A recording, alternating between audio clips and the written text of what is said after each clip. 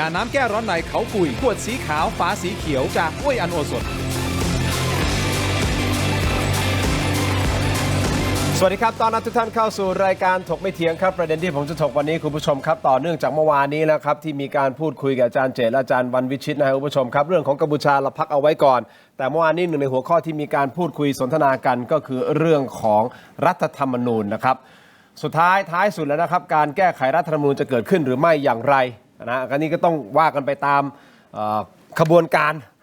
รเวลานะครับที่มีระยะเวลาชัดเจนนะฮะระหว่างพรรคภูมิใจไทยนะที่มีการเซ็น MOA กับพรรคประชาชนนะครับว่าจะต้องนะมีการริเริ่มการแก้ไขรัฐธรรมนูญรวมถึงการยุบสภาคุณผู้ชมครับแต่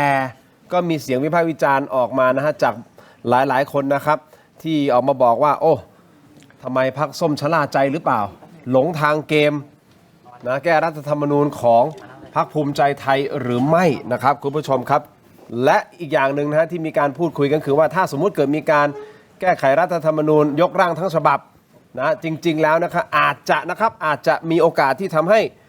คุณทักษิณชินวัตรกลับมาดำรงตำแหน่งทางการเมืองได้ใช่หรือไม่วันนี้จะมาพูดคุยกันนะครับท่านแรกครับท่านเป็นสมาชิกวุฒิสภานะครับรองศาสตราจารย์ดร.นันทนานันทวโรภาสครับสวัสดีครับอาจารย์ครับส่วนอีกท่านนึงนะครับท่านเป็นสสบัญชีรายชื่อและโฆษกพรรคประชาชนนะครับคุณไอติมพฤทธิ์วัชรศิลป์ครับสวัสดีครับคุณไอติมครับสวัสดีครับขอบคุณทั้งสองท่านที่ให้เกียรติรายการถกไม่เถียงนะครับอย่างนี้เลยนะฮะว่ากันแบบตรงไปตรงมาเลยนะครับทางพรรคประชาชนคืออยากจะยกร่างใหม่ทั้งหมดถูกไหมฮะซึ่งอันนี้เป็นจุดยืนเราแล้วก็เป็นนโยบายเราตั้งแต่การเลือกตั้งสมัยปี66ในนามพรรคก้าวไกลครับครับคราวนี้ผมก็มีการถามอย่างเชิงไปแล้วก็ถามว่าประชาชนที่ชมรายการอยู่นะครับว่าคิดเห็นอย่างไรว่าควรจะยกร่างทั้งฉบับหรือว่ามีการแก้เป็นรายมาตรานะครับอันนี้คือเราแบ่งปันกันคุยกันแชร์กันนะครับแต่ก็มีเสียงบางเสียงสะท้อนมานะอาจารย์ด้วยความเคารพนะครับก็สะท้อนกลับมาเฮ้ยจริงๆมันไม่จำเป็นต้องยกร่างใหม่ทั้งฉบับเนี่ยมันแก้เป็นรายมาตราได้เหมือนกันนี่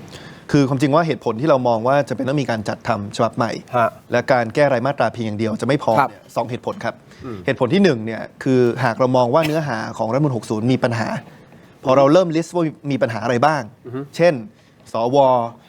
ไม่ได้มีที่มาที่โยงกับประชาชนแต่การมีอำนาจสูงเช่นเรามีกกตและองค์กรอิสระที่ทำงานดีไม่ดีแค่ไหนประชาชนก็ไม่สามารถริเริ่มถอดถอนได้เราอาจจะมีสิทธิเสรีภาพบางประการที่ไม่รับการคุ้มครองอย่างรัดกุมเท่าที่ควรเนี่ยพอเราเริ่มลิสต์ปัญหามาหมดเนี่ยมันกลายเป็นว่าหากจะแก้รายมาตราถามว่าทำได้ไหมก็ได้แต่มันแก้แทบจะทุกหมวดดังนั้นเนี่ยการจัดทำฉบับใหม่เนี่ยมันน่าจะเป็นวิธีการที่เรียบง่ายกว่าเพราะว่าสมมติคุณไปแก้เรื่องหนึ่งสมมติไปแก้เรื่ององค์กรอิสระมันก็จะคาบเกี่ยวกับเรื่องสวพอแก้เรื่องสวก็คาบเกี่ยวกับเรื่องสสดังนั้นเนี่ยในมุมนึงเนี่ยถ้าเราเห็นว่ามันมีปัญหาเยอะเนี่ยการจัดทำฉบับใหม่เนี่ยก็น่าจะตอบโจทย์กับการแก้รายมาตราส่วนเหตุผลที่2คือมันเป็น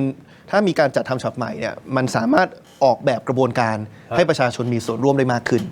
ถ้าเป็นการแก้รายมาตราเนี่ยก็ต้องยอมรับว่าสิ่งที่เกิดขึ้นคือแต่ละพรรคการเมืองก็อาจจะไปคิดกันในกระบวนการภายในว่าอยากจะแก้เรื่องไหนแน่นอนแต่ละพรรคอาจจะมีกระบวนการในการรับฟังความเห็นประชาชนขึ้นอยู่กับนโยบายของแต่ละพรรคแต่ท้ายสุดเนี่ยร่างที่ถูกเสนอเข้ามาในรัฐสภาเนี่ยมันก็จะเป็นร่างที่มาจากพรรคการเมืองเป็นหลักแต่ถ้าเป็นการจัดทำฉบับใหม่เนี่ยสมมุติเราสามารถออกแบบกลไกเช่นที่เราเคยเสนอคือสภาร่างรัฐธรรมนูญที่มาจากการเลือกตั้งโดยตรงของประชาชนเนี่ยอันเนี้ยมันคือการเปิดให้ประชาชนมีส่วนร่วมทางตรงได้เลยกับตัวเนื้อหาที่จะอยู่ในรัฐธรรมนูญฉบับใหม่นะครับแต่ว่าแน่นอนวันนี้พอคำวิจัยออกมาเนี่ยก็อาจจะต้องมาออกแบบกลไกสสรกันใหม่นะครับแต่ว่าท้ายสุดเนี่ย2เหตุผลที่เรามองว่าควรจะจัดทำฉบับใหม่มากกว่าแก้รายมาตราเนี่ยเพราะว่า1คือเนื้อหาที่เป็นปัญหามันพัวพันกันมากที่แก้บางมาตราจะไม่พอแล้วก็2คือจะได้มีกระบวนการที่เปิดให้ประชาชนเข้ามีส่วนร่วมได้มากขึ้นแต่ทิ้งท้ายแบบนี้ผมเป็นคนหนึ่งที่ยืนยันมาตลอดว่าการจัดทำฉบับใหม่มันใช้เวลานะครับว่าแม้ตอนนี้ชัดแล้วว่าทำประชามติ2รอบพอนะครับแล้วเราสามารถประหยัดงบประมาณได้โดยการให้ประชามติรอบแรกเกิดขึ้นพร้อมกับการเลือกตั้งสสนะครับแต่ในระหว่างที่มีการจัดทำฉบับใหม่เนี่ยอะไรที่เป็นปัญหาที่สามารถแก้ได้เฉพาะหน้าเป็นรายมาตราก็แก้ไปก่อนเช่นการคืนสิทธิให้ประชาชนในการริเริ่มการถอดถอนองค์กรอิสระเนี่ยอันนี้เป็นสิ่งที่เรามองว่าแก้แค่ไม่กี่มาตราสามารถแก้ไปได้ก่อนเลยคู่ขนานกับการจัดทำฉบับใหม่ครับอย่างนี้ฮะเอาละผมเชื่อว่าก็คือประชาชนส่วนใหญ่ก็คงคิดนะว่ารัฐธรรมนูญควรจะต้องมีการปรับปรุงแหละไม่ว่าจะเป็นทั้งแก้รายมาตราหรือว่ายกร่างทั้งฉบับคำถามแรกที่จะถามฮะถ้าจะถามประชาชนจะถามว่ายกร่างรัฐธรรมนูญดีใช่หรือไม่อยากให้ยกร่างรัฐธรรมนูญใหม่ใช่หรือไม่หรือมาเปรียบเทียบกันว่าอยากจะให้แก้รายมาตราหรืออยากจะให้ยกร่างใหม่ คำถามไหนมันควรจะเป็นคำถามที่ถูก อันนี้หมายถึงในประชามติหรือหมายถึงว่าในการพูดคุยกับประชาชนประชามติอะฮะถ้าเป็นประชามติเนี่ยความจริงมันต้องเป็นไปตามคำวินิจฉัยศาลรัฐธรรมนูญอยู่แล้วนะครับไม่ว่าจะเห็นด้วยหรือไม่เนี่ยคำวินิจฉัยศาลมันผูกพันรัฐสภานะครับดังนั้นเนี่ยทางคำวินิจฉัยศาลรัฐธรรมนูญที่ออกมาวันพุธก็พูดชัดว่าคุณต้องถาม3เรื่องแต่3เรื่องนี้สามารถถาม2รอบได้ดังนั้นเนี่ยสิ่งที่เราเสนอก็คือว่ารอบแรกเนี่ยถามเป็น2คำถามซึ่งอันนี้ก็เป็นไปตามคำวินิจฉัยศาลคำถามที่1คือถามในภาพใหญ่ก่อนว่าเห็นด้วยหรือไม่ให้มีการจัดทำฉบับใหม่ครับคำถามที่2เนี่ยจะเป็นการถามว่าเห็นด้วยหรือไม่กับกลไกในการจัดทำฉบับใหม่ที่รัฐสภาเห็นชอบมา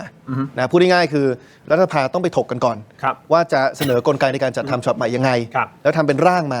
ถ้าผ่าน3วาระแล้วก็จะเอาร่างนี้ไปถามประชาชนดังนั้นข้อที่2มันคือว่าเห็นชอบหรือไม่กับกลไกในการจัดทำฉบับใหม่ที่รัฐสภาเห็นชอบมาจินตนาการว่าสมมติมีคนไปออกเสียงประชามติสมมติข้อแรกเห็นชอบชนะคือประชาชนอยากให้มีฉบับใหม่แต่ข้อ2เห็นชอบแพ้ก็คือประชาชนไม่ได้เห็นด้วยกับกลไกในการจัดทำฉบับใหม่ตามที่รัฐสภาเห็นชอบมาสิ่งที่เกิดขึ้นตามมาคือว่ารัฐสภาก็ต้องกลับไปคิดกันใหม่ว่าจะมีกลไกในการจัดทำฉบับใหม่แบบไหนที่ประชาชนอาจจะเห็นชอบด้วยอันนี้คือรอบที่2คำถามแต่ถ้าผ่านได้คะแนนเห็นชอบทั้งสองคำถามเห็นชอบชนะก็จะนำไปสู่การจัดทำฉบับใหม่ซึ่งพอฉบับใหม่เสร็จแล้วเนื้อหาเป็นยังไงเนี่ยไม่ใช่มาบังคับใช้เลยก็ต้องไปถามประชาชนรอบที่2ว่ารับหรือไม่รับหรือไม่รับดังนั้นเนี่ยมันจะทำประชามติ2รอบซึ่งใครที่กังวลเรื่องงบประมาณเนี่ยรอบแรกเนี่ยเราสามารถทำให้เกิดขึ้นพร้อมกับการเลือกตั้งได้ซึ่งอันนี้คือเงื่อนไขของ MOA ก็จะประหยัดงบประมาณไปได้ทันทีมันจะไม่ยุ่งยากหรอครับมันจะไม่อาจารย์วันวิชิตเมื่อวานนี้ก็พูดนะครับบอกว่าเดี๋ยวผมจะไปที่อาจารย์นันทนาแน่นอนในประเด็นนี้นะครับว่ามันจะไม่ทำให้ประชาชนงงหรอกเพราะว่าเขาโฟกัสเกี่ยวกับการเลือกตั้งสสบางทีเขาก็อาจจะไม่ได้ไปโฟกัสเรื่องของจะคำถามประชามติ1-2อะไรบางทีเขาก็อาจจะไม่ได้ไปโฟกัสตรงนั้นคือผมคิดว่าข้อดีมากมันจะไม่ทำให้ประชาชนสับสนนะฮะในการที่จะเขาต้องโฟกัสจริงๆเพราะรัฐธรรมนูญนี่คือเรื่องใหญ่นะฮะถูกต้องไหมอาจารย์มันเป็นพื้นฐานเบสิกของกฎหมายของประเทศครับคือผมคิดว่าข้อดีมากกว่าข้อเสียข้อดีที่1คือมันสะดวกต่อประชาชนไปรอบเดียวเลือกได้2เรื่องคือเลือกทั้งสสแล้วก็ลงประชามติรัฐธรรมนูญข้อที่2คือมันประหยัดงบประมาณแทนที่คุณจะจัดแยกใช่ไหมครับวันนึงจัดเลือกตั้งสสอีกวันนึงต้องขนคูหายมาอีกรอบหนึ่งเพื่อจัดประชามติก็รอบเดียวไปเลยก็ประหยัดงบประมาณนะครับส่วนเรื่องความสับสนเนี่ยผมคิดว่าแก้ได้2วิธีวิธีที่1เนี่ยในเชิงประเด็นเนี่ยอย่าลืมว่ารอบแรกเนี่ยเราไม่ได้มีเนื้อหาทั้งร่างฉบับใหม่มาคุยกันนะครับมันคือแค่ว่าคุณจะปลดล็อกการจัดทำฉบับใหม่หรือไม่แล้วผมคิดว่าประเด็นนี้ไม่ว่าจะมีหรือไม่มีประชามติก็จะมีการถามพรรคการเมืองในดีเบตอยู่แล้วเนี่ยเดี๋ยวคุณทินเป็นพิธีกรก็ต้องถามอยู่แล้วว่าแต่ละพรรคมีจุดยืนเรื่องการจัดทำฉบับใหม่ยังไงดังนั้นเนี่ยการที่มันผนวกไปพร้อมกันเนี่ยผมว่ามันก็ชัดเจนดีเวลาพรรคการเมืองรณรงค์นอกจากรณรงค์นโยบายที่จะเข้าไปบริหารประเทศแล้วก็มีจุดยืนด้วยว่าเห็นด้วยกับการปลดล็อกการจัดทำฉบับใหม่หรือไม่ส่วนประเด็นที่2ถ้ากังวลเรื่องบัตรเลือกตั้งเมื่อวานก็คุยกันในกรรมธิการก็เป็นแบบนี้ก็ได้ครับคือสมมุติเราไปที่หน่วยเลือกตั้งก็เอาบัตรสสมาก่อน2ใบเขตกับบัญชีรายชื่อเข้าไปคูหาเลือกเสร็จปุ๊บหย่อนเสร็จปุ๊บเดินไปอีกสถานีนึงเพื่อเอาบัตรประชามติแล้วก็เข้าคูหาแล้วก็การประชามติมันก็จะแยกคูหาแยกบัตรกันมันก็จะทำให้ไม่สับสนมันก็มีโซลูชันมีทางออกของมันอยู่นะครับอันนี้คือเป็นรับฟังความคิดเห็นนะอาจารย์นันทนาคิดยังไงครับในประเด็นนี้คำถามลักษณะเดียวกันก่อนที่จะไปถึงคำถามเนี่ยขอพูดถึงรัฐธรรมนูญฉบับนี้นิดนึงที่คุณพริตพยายามจะบอกว่าทำไมเราถึงจะต้องยกร่างมันใหม่ทั้งฉบับก็ต้องบอกว่ารัฐธรรมนูญฉบับนี้เนี่ยเป็นฉบับหมกเม็ดนะเรียกว่าค่ายกล7 ดาวเลยเป็นเขาวงกฏเลยชนิดที่แบบว่าถ้าจับไปตรงนี้ก็เป็นรูตรงนั้นก็รั่วถ้าเป็นเรือเนี่ยรั่วไปจนกระทั่งจมไปแล้วมันพันกันเยอะมากผู้ที่ร่างมาเนี่ยทำให้มันซับซ้อนซ่อนเงื่อนแล้วก็ได้หมกปัญหาเอาไว้มากมายนะถ้าสมมุติว่าเราไม่ได้ยกร่างทั้งฉบับเนี่ยดิฉันว่า4 ปีเนี่ยแก้ทั้งฉบับเนี่ยทุกมาตราทุกหมวดเนี่ยไม่เสร็จเพราะว่าแต่มันต้องแก้ทุกมาตราทุกหมวดเลยเหรอฮะมันพันกันเยอะมากแล้วก็ที่เราพยายามจะสรุปว่าปัญหาของรัฐธรรมนูญฉบับนี้เนี่ยหลักๆแล้วเนี่ย10 กว่าเรื่องนะพอหยิบขึ้นมาแต่ละเรื่องนี่ใหญ่ๆทั้งนั้นเลยแล้วก็เราเห็นจากประสบการณ์ปี62มาแล้วนะปี62จนถึงปี66เนี่ยแก้รัฐธรรมนูญเนี่ยได้มาตราเดียวคือบัตร2 ใบจากบัตรใบเดียวมาเป็นบัตร2 ใบเห็นไหมฮะ4 ปีแก้ได้มาตราเดียวเพราะฉะนั้นถ้าเผื่อว่า4 ปีต่อมาแล้วเราจะแก้กันแบบนี้เนี่ยเรียนว่ามันก็ไม่ได้แก้ปัญหาแล้วรัฐธรรมนูญฉบับนี้ จับไปตรงไหนเนี่ยมันก็มีรูโหว่รูรั่ว ครับ โดยเฉพาะอย่างยิ่งเรื่ององค์กรอิสระ ครับ นะองค์กรอิสระที่อยู่ๆก็กลายเป็นองค์กรที่มีอำนาจกว้างขวางมาก แล้วก็ผูกพันทุกองค์กร แล้วคนที่เป็นคนที่เห็นชอบ คนที่มาดำรงตำแหน่งในองค์กรอิสระ มาจากสวซึ่งสวไม่ได้มาจากการเลือกตั้งของประชาชน ไม่ได้ยึดโยงกับประชาชนเลย แต่ใส่คนเหล่านี้เข้าไปทำหน้าที่ในองค์กรอิสระ ซึ่งก็จะทำให้พวกเราตะลึงตึงๆไป หลังจากที่เมื่อวานนี้เราได้เห็นคำวินิจฉัยของศาลรัฐธรรมนูญ ครับ ซึ่งนอกจากท่านจะวินิจฉัยมาให้เราแบบตะลึงแล้วเนี่ยท่านยังแถมมาด้วย สิ่งที่ท่านแถมมาเนี่ย ครับ มันทำให้คนเนี่ยเริ่มงงๆนะคะว่าเอ๊ะศาลรัฐธรรมนูญนี่ขยันทำงานมาก เนื่องจากว่านอกจากท่านจะวินิจฉัยในสิ่งที่ถามไป ครับ แล้วท่านยังแถมในสิ่งที่ไม่ได้ถาม แล้วสิ่งที่ไม่ได้ถามเนี่ยกำลังเป็นปัญหาที่คุณพริตกำลังพูดถึงว่าเราอยากจะได้สสรจากการเลือกตั้งของประชาชนโดยตรง ครับ เพราะว่ารัฐธรรมนูญ 21 ฉบับของเราเนี่ยมันจะมีคนมาที่เป็นประเภทนิติบริกร มาถึงแล้วก็มายกร่างเสร็จไม่ได้ตอบโจทย์ประเทศไทยอะไร มาซ่อนนู่นซ่อนนี่เอาไว้ เสร็จเรียบร้อยทิ้งปัญหาเอาไว้ แล้วก็กลายมาเป็นสิ่งที่คนที่ประชาชนก็รู้สึกว่าต้องมาแก้ไข ครับ พอตรงนี้ปั๊บเนี่ยมาแก้ได้ยากอีก ซ่อนเอาไว้อีกว่าวิธีการแก้เดนว่า คุณผลิตคงเห็นด้วยว่ารัฐธรรมนูญฉบับนี้เป็นฉบับที่แก้ยากที่สุดในบรรดา 21 ฉบับ ครับ ก็คือกลวิธีในการแก้เนี่ยมันซับซ้อนที่สุดแล้ว พอมันเป็นอย่างนี้ปั๊บเนี่ยนะเราก็มีความรู้สึกว่าถ้าเผื่อว่ามันมีคนอื่นมาล่าง โดยที่แบบไม่รู้ว่าเป็นใครพอยึดอำนาจปั๊บก็จะมีนิติบริกรมายกร่างอะไรก็ไม่รู้แล้วเราก็ต้องใช้ทำไมเราไม่ให้ประชาชนที่เป็นเจ้าของอำนาจอธิปไตยโดยตรงเนี่ยเป็นผู้ที่จะมาร่างตรงนี้ มันจะตอบโจทย์แก้ปัญหาในที่มันจะเกิดขึ้นทั้งหมดได้ เอาหลักการก่อนนะครับการเลือกสสรนั่นหมายความว่าประชาชนสมมตินะอันนี้คือผมไม่ได้พูดถึงคำวินิจฉัยของศาลแล้วนะครับแต่พูดถึงหลักการก่อนแนวคิดกันแรกก็คือว่า ค่ะ ประชาชนเป็นคนไปเลือกสสรถูกต้องไหมนี่คือแนวคิดของพรรคประชาชน ครับ ใช่ไหมฮะเพราะฉะนั้นนี่คือการเลือกโดยตรงของประชาชนมีส่วนร่วม directly เลยให้กับคนนี่แหละ ค่ะ ฉันเลือกคนเนี้ยเพื่อที่จะไปเป็นสสรเพื่อที่จะไประดมสมองคุยกันปับแล้วก็ทำรัฐธรรมนูญฉบับใหม่ออกมา ครับ เพราะฉะนั้นผมในฐานะประชาชนผมเลือกแบบนี้ ผมมีส่วนร่วมโดยตรงจากผมเพราะผมเลือกคุณไปท ใช่ ำเช่นเดียวกันกับการเลือกสสผมเลือกคุณไปทำหน้าที่ในสภา ค่ะ แทนเสียงของประชาชน อย่างนั้นหลักการเดียวกันถูกต้องไหมเพียงแต่สสรเขาทำหน้าที่คือรัฐธรรมนูญอย่างเดียวไม่ได้ไปดูสารทุกข์สุขอย่างอื่นก็คือ ค่ะ แค่เรื่องของรัฐธรรมนูญอย่างเดียวถูกต้องไหมฮะ ถูกครับ อันนี้ผมทำความเข้าใจให้คุณผู้ชมก่อนนะครับว่าตกลงสสรคืออะไร บางท่านอาจจะบอกสสรคืออะไร นี่คือหลักการหลักคิดก่อนนะครับว่าเราเลือกเขาเพื่อที่จะให้เขามาร่างรัฐธรรมนูญ ร่างรัฐธรรมนูญ ถูกต้องไหมฮะหลักการ โด มัน ย เป็นอย่างนี้ โดยบทบาทที่มันแตกต่างกันที่ ใช่ คุณทิมพูดเนี่ยถูกแล้ว อ่าฮะ ก็คือเลือกสส อ่า แต่สสเนี่ยมาทำหน้าที่ในบทบาทนิติบัญญัติ แล้วก็เป็นตัวแทนของประชาชน ประชาชน เสร็จแล้วสสรเนี่ย ครับ เขามาทำหน้าที่ในการร่างรัฐธรรมนูญ เพราะฉะนั้นโดยบทบาทที่มันแตกต่างกัน ถ้าคุณทิมบอกว่า ครับ เอามารวมกันได้ไหมให้สสมาทำหน้า ผมยังไม่ ที่ ได้ถาม ได้ ว่า ไหม จะเอารวมอันนี้คือหนึ่งนะครับแต่เอางี้เป็นว่าหลักการมันเป็นอย่างนี้ก่อน ครับ ถูกต้องไหมฮะหลักการเป็นอย่างนี้ก่อน เพราะฉะนั้นกำลังจะบอกว่านี่แหละคือส่วนร่วมของประชาชนในการที่จะทำรัฐธรรมนูญฉบับใหม่สมมตินะก็คือโดยการที่มีการเลือกสสรโดยตรงจากประชาชนถูกต้องไหมนี่คือหลักคิดก่อนนะครับแต่คำถามผมคือว่าประชาชนมีส่วนร่วมจริง ๆ หรือเพราะสุดท้ายสุดก็คือสสรเองอ่ะเขาก็เป็นตัวแทนเราแล้วเขาก็จะไปทำอะไรไปร่างอะไรก็แล้ว แต่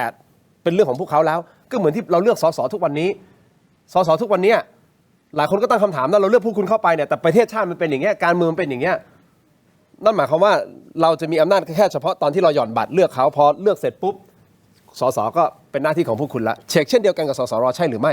นี่คือคำถาม คุณทิมกำลังจะบอกว่า อ่า ตีเช็คเปล่าให้เขา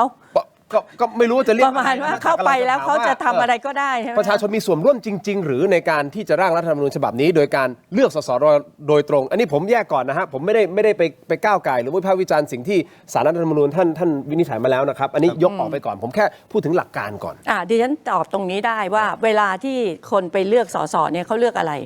เขาดูตัวบุคคลเขาดูนโยบาย ถูกครับ เช่นเดียวกันถ้าคุณเลือกส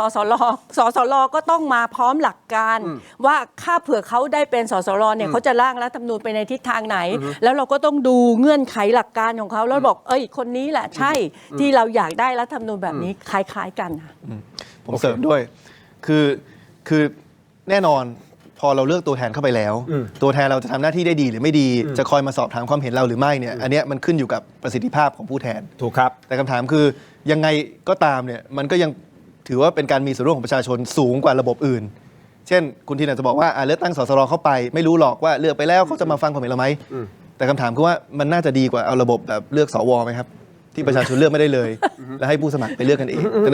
นั้นผมต้องยืนยันว่าการเลือกตั้งไม่ได้หมายความว่าตัวแทนที่รับเลือกตั้งนั้นจะทำหน้าที่อย่างสมบูรณ์แบบอันนี้ก็ขึ้นอยู่กับประสิทธิภาพและคุณภาพของคนที่เข้าไปทำหน้าที่ตรงนั้น แต่ยังไงเนี่ยมันมีความยึดโยงกับประชาชนมากกว่าระบบแบบอื่น ไม่ว่าจะเป็นการเลือกกันเองแบบสวหรือการแต่งตั้งเลยโดยองค์กรใดองค์กรหนึ่งนะครับแล้วความจริงของสสรเนี่ยมันมีขั้นตอนที่เชื่อมโยงกับประชาชนมากกว่าสสด้วยในมุมที่ว่าพอสสรไปจัดทำฉบับใหม่เสร็จแล้วเนี่ยถึงแม้คิดว่าโอ้โหเขาทำหน้าที่แย่มากคือไม่ฟังความเห็นเราเลย แล้วก็เข้าไปทำกันเองเนี่ยพอทำฉบับใหม่เสร็จแล้วเนี่ยมันต้องกลับมาถามประชาชนนะในประชามติว่าจะรับร่างที่สสรจัดทำมาหรือเปล่านะครับดังนั้นเนี่ยในมุมหนึ่งมันก็จะมีทั้งต้นทางที่ประชาชนเลือกสสรเข้าไป และปลายทางว่าประชาชนจะยอมรับร่างที่สสรร่างมาหรือเปล่าคุณไอติมพูดมีเหตุผลมีหลักการนะอาจารย์นันทนาเป็นดับเบิลล็อกเป็นดับเบิลล็อกก็คือความหมายคุณเลือกเข้ามาใช่ไหมแล้วสุดท้ายปุ๊บก่อนที่รัฐธรรมนูญจะบังคับใช้หรือไม่บังคับใช้เนี่ยอยู่ที่ประชาชนด้วยว่าประชาชนรับอันใหม่หรือเปล่ารัฐธรรมนูญอันใหม่หรือเปล่าถูกต้องไหมฮะถ้าประชาชนรับก็จัดการก็ดำเนินการต่อแต่ถ้าไม่รับก็ล้มไปแล้วก็ต้องไปมีกระบวนการใหม่อะไรแล้วแต่คำถามของผมคือถึงทั้งสองท่านเลยนะครับด้วยความเคารพครับถ้าร่างใหม่มาแล้วไปถามประชาชนว่ารับหรือไม่รับจะมีประชาชนสักกี่คนที่จะอ่านรัฐธรรมนูญทั้งฉบับและเข้าใจทั้งฉบับเพื่อที่จะมาบอกว่าโอเคฉันรับโอเคฉันไม่รับหรือว่ามันจะเกิดเหตุการณ์ก็คือว่า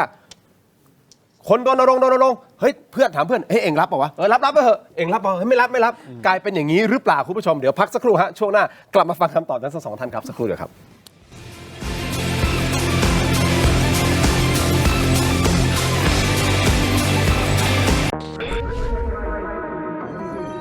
เพิ่มประสิทธิภาพการทำงาน2จอจะไปพออะไรยุค AI ต้องนี่ BrainTech Tight Screen จอเสริมอัจฉริยะเปลี่ยนโน้ตบุ๊กธรรมดาให้ทำงานพร้อมกันได้ถึง4จอจะพกพาหรือตั้งโต๊ะสายเทคต้องไม่พลาดสาย AI เปิด ChatGPT Gemini Claude Perplexity สั่งงาน AI 4 ตัวเห็นผลทั้ง4แอปได้พร้อมกันด้วย BrainTech Tight Screenสายลงทุนจะดูหุ้นกี่ตัวคริปโตกี่กราฟพลอตฟิโบนัชชีในเทรดดิ้งวิวดูราคาวอลลุ่มเรียลไทม์เห็นได้ทันท่วงที4จอในสายตาเดียวที่ BrainTech Tight Screen สายเกมเปิดสตรีมแชทกับเพื่อนหรือจะขยายให้เห็นมุมมองด้านข้างดูคลิปวิธีการผ่านด่านได้อย่างไม่มีสะดุดด้วย BrainTech Tight Screen สายไลฟ์จะดูคอมเมนต์ยอดสั่งซื้อทั้ง Facebook Live TikTok Live Shopee Live หลายไลฟ์เห็นในจอเดียวที่ BrainTech Tight Screenรองรับ Multitasking ลงไดเวอร์และเพิ่มได้สูงสุดถึง 5 จอด้วยความละเอียด Full HD 1920 คูณ 1200 อัตราส่วน 16:10 สีสันคมชัดปรับความสว่างหน้าจอได้อิสระดีไซน์เรียบหรูพับแล้วใส่กระเป๋าพกพาสะดวกพิเศษจอที่ 3 พับแล้วนำเสนองานให้คนนั่งตรงข้ามได้ทันทีดีขนาดนี้อย่ารอช้ามี 2 รุ่นให้เลือก14 นิ้ว 19,900 บาทและ 16 นิ้ว 21,900 บาทสั่งจองวันนี้รับสินค้าเดือนกันยายนลดราคาพิเศษให้ทันที 2,000 บาทเหลือเพียง 17,900 บาทสำหรับรุ่น14 นิ้วและ 19,900 บาทสำหรับรุ่น16 นิ้วสามารถสั่งจองได้ที่ Tero Digital หรือ Advice ทุกสาขาทั่วประเทศ BrainTech Tight Screen where thinking meets technologyกับคุณไอติมพริตนะฮะแล้วก็อาจารย์นันทนาคุณผู้ชมครับขอบคุณทุกท่านที่ติดตามรายการเข้ามาเพราะฉะนั้นตอนนี้นะฮะเรามีคำถามที่อยากให้ทุกท่านช่วยกันโหวตกันเข้ามาหน่อยนะครับที่ชม YouTube อยู่ณตอนนี้เลยนะครับก็คือเราถามว่าคุณอยากให้รัฐบาลแก้ไขเรื่องอะไรมากที่สุดณตอนนี้นะฮะมี3ช้อยส์ให้เลือกด้วยกันฮะ1กอไก่นะฮะเศรษฐกิจปากท้องขอไข่ นะชายแดนไทยกัมพูชาคอควายรัฐธรรมนูญนะครับซึ่งคอควายเป็นหัวข้อที่เรากำลังพูดกันอยู่นะ พูดคุยกันอยู่ถกกันอยู่นะครับคุณผู้ชมครับอย่างนี้ผมมองงี้นะครับในฐานะประชาชนดึงตัวผมเองออกมาจากพิธีกรเดี๋ยวไม่ต้องมาดราม่าบอกไอ้พิธีกรต้องเป็นกลางอันนี้ในมุมของประชาชนการที่จะทำอะไรกับรัฐธรรมนูญนะฮะจะแก้ไขรายมาตราก็ดีหรือจะยกร่างใหม่ก็ดีนะฮะอะไรก็แล้วแต่เนี่ยถ้าจะทำนะครับมันต้องทำให้ดีกว่าเดิมแล้วผมเชื่อว่าเนี้ยผมอยากจะให้ประเด็นเนี้ยรัฐธรรมนูญเนี่ยเป็นประเด็นที่ประชาชนมีส่วนร่วมมากที่สุดแล้วก็ทำให้ดีที่สุดค่ะสำหรับผมอาจจะเป็นแค่โอกาสครั้งเดียวหรือเปล่าที่จะได้ทำ ที่มีส่วนร่วมในการทำรัฐธรรมนูญอายุก็มากแล้วก็ไม่รู้จะอยู่ได้นานกี่ปีนะฮะแต่ว่าอยากจะให้ดีที่สุดคือเราอยากจะมีรัฐธรรมนูญฉบับประชาชนจริงๆสักฉบับหนึ่งอะค่ะเป็นฉบับที่ประชาชนมีส่วนร่วมอย่างแท้จริงฉบับปี 2540 เนี่ยมันก็อาจจะบอกว่าเป็นฉบับที่ดีที่สุดในบรรดา 21 ฉบับแต่ว่ามันก็ยังไม่สมบูรณ์ไม่100%นะคะแต่ถ้าเผื่อว่าฉบับนี้เนี่ยที่คุณทีมพูดเนี่ยแบบมันอาจจะเป็นครั้งเดียวที่เราจะได้สร้างรัฐธรรมนูญที่ดีที่สุดโดยประชาชนขึ้นมาเนี่ยเราก็ควรจะไม่ทิ้งโอกาสอันนี้แล้วก็ที่สำคัญที่สุดเลยก็คือว่าเราจะต้องให้ประชาชนเนี่ยมีส่วนร่วมมากที่สุดรัฐธรรมนูญปี 40 เนี่ยมันเป็นรัฐธรรมนูญฉบับที่เราบอกว่ามันออกมามีบทบัญญัติอะไรต่างๆที่มันตอบโจทย์ประเทศของเราได้มากที่สุดเนี่ยก็เป็นเพราะว่าเขามีกระบวนการที่ทำประชาพิจารณ์แล้วก็ทำในหลายๆประเด็นหลายๆประเด็นแล้วก็มันก็เลยออกมาเป็นรัฐธรรมนูญที่ถือว่าเป็นประชาธิปไตยสูงสุดนะคะแต่มันก็จะมีข้อเสียอันเดียวที่เกี่ยวกับรัฐธรรมนูญฉบับปี 2540 คือการกำหนดให้มีศาลรัฐธรรมนูญไม่ใช่เมื่อก่อนนี้ไม่มีนะคะเมื่อก่อนนี้เราเรียกว่าตุลาการรัฐธรรมนูญแต่ฉบับปี 40 เนี่ยไปยกระดับขึ้นมาเป็นศาลคืออาจจะเรียกชื่อให้มันดูมีมาตรฐานสากลเนี่ยพอใช้คำว่าศาลรัฐธรรมนูญมันเลยกลายเป็นว่าจากนั้นเป็นต้นมาเนี่ยตุลาการรัฐธรรมนูญที่ทำหน้าที่ในการที่จะตีความว่ากฎหมายใดขัดหรือแย้งกับรัฐธรรมนูญเนี่ยมีสถานะขึ้นมาเป็นศาลแล้วพอหลังปี 40 พอมาปี 50 ปี 60 ก็ขยายขอบเขตอำนาจของศาลรัฐธรรมนูญให้กว้างขวางมากไปกว่าศาลธรรมดาแล้วก็ยังมีคำว่าผูกพันทุกองค์กรนี่คือปัญหาที่เราเผชิญอยู่ในรัฐธรรมนูญฉบับนี้ค่ะครับคุณไอติมมีความคิดเห็นในประเด็นนี้ไงครับเดี๋ยวผมจะไปต่อเกี่ยวกับเรื่องเนี่ยรัฐธรรมนูญปี 40 คิดว่าเป็นรัฐธรรมนูญที่สมบูรณ์มากที่สุดหรือเปล่าผมมีความเห็นต่อคำถามโพลรายการก่อนโอเคได้คำถามนี้ตอบยากด้วย2เหตุผลคือครับเหตุผลที่1คือเราควรคาดหวังให้รัฐบาลทำทั้ง3เรื่องไหมครับคือรัฐบาลไม่ควรจะทำแค่เรื่องใดเรื่องหนึ่งเนาะแต่ตอนนี้คือมากเข้าใจส่วนประเด็นที่2คืออันนี้คืออยากจะให้ความเห็นว่ามันเชื่อมโยงกันด้วยเช่นสมมติเราบอกเราอยากแก้ปัญหาเศรษฐกิจปากท้องรัฐบาลก็ต้องมีงบประมาณในการช่วยกระตุ้นเศรษฐกิจได้ช่วยเยียวยาประชาชนที่เดือดร้อนได้ถ้าเรามีปัญหาคอร์รัปชันเยอะรัฐบาลก็จะมีงบประมาณเหลือน้อยในการมาทำตรงนี้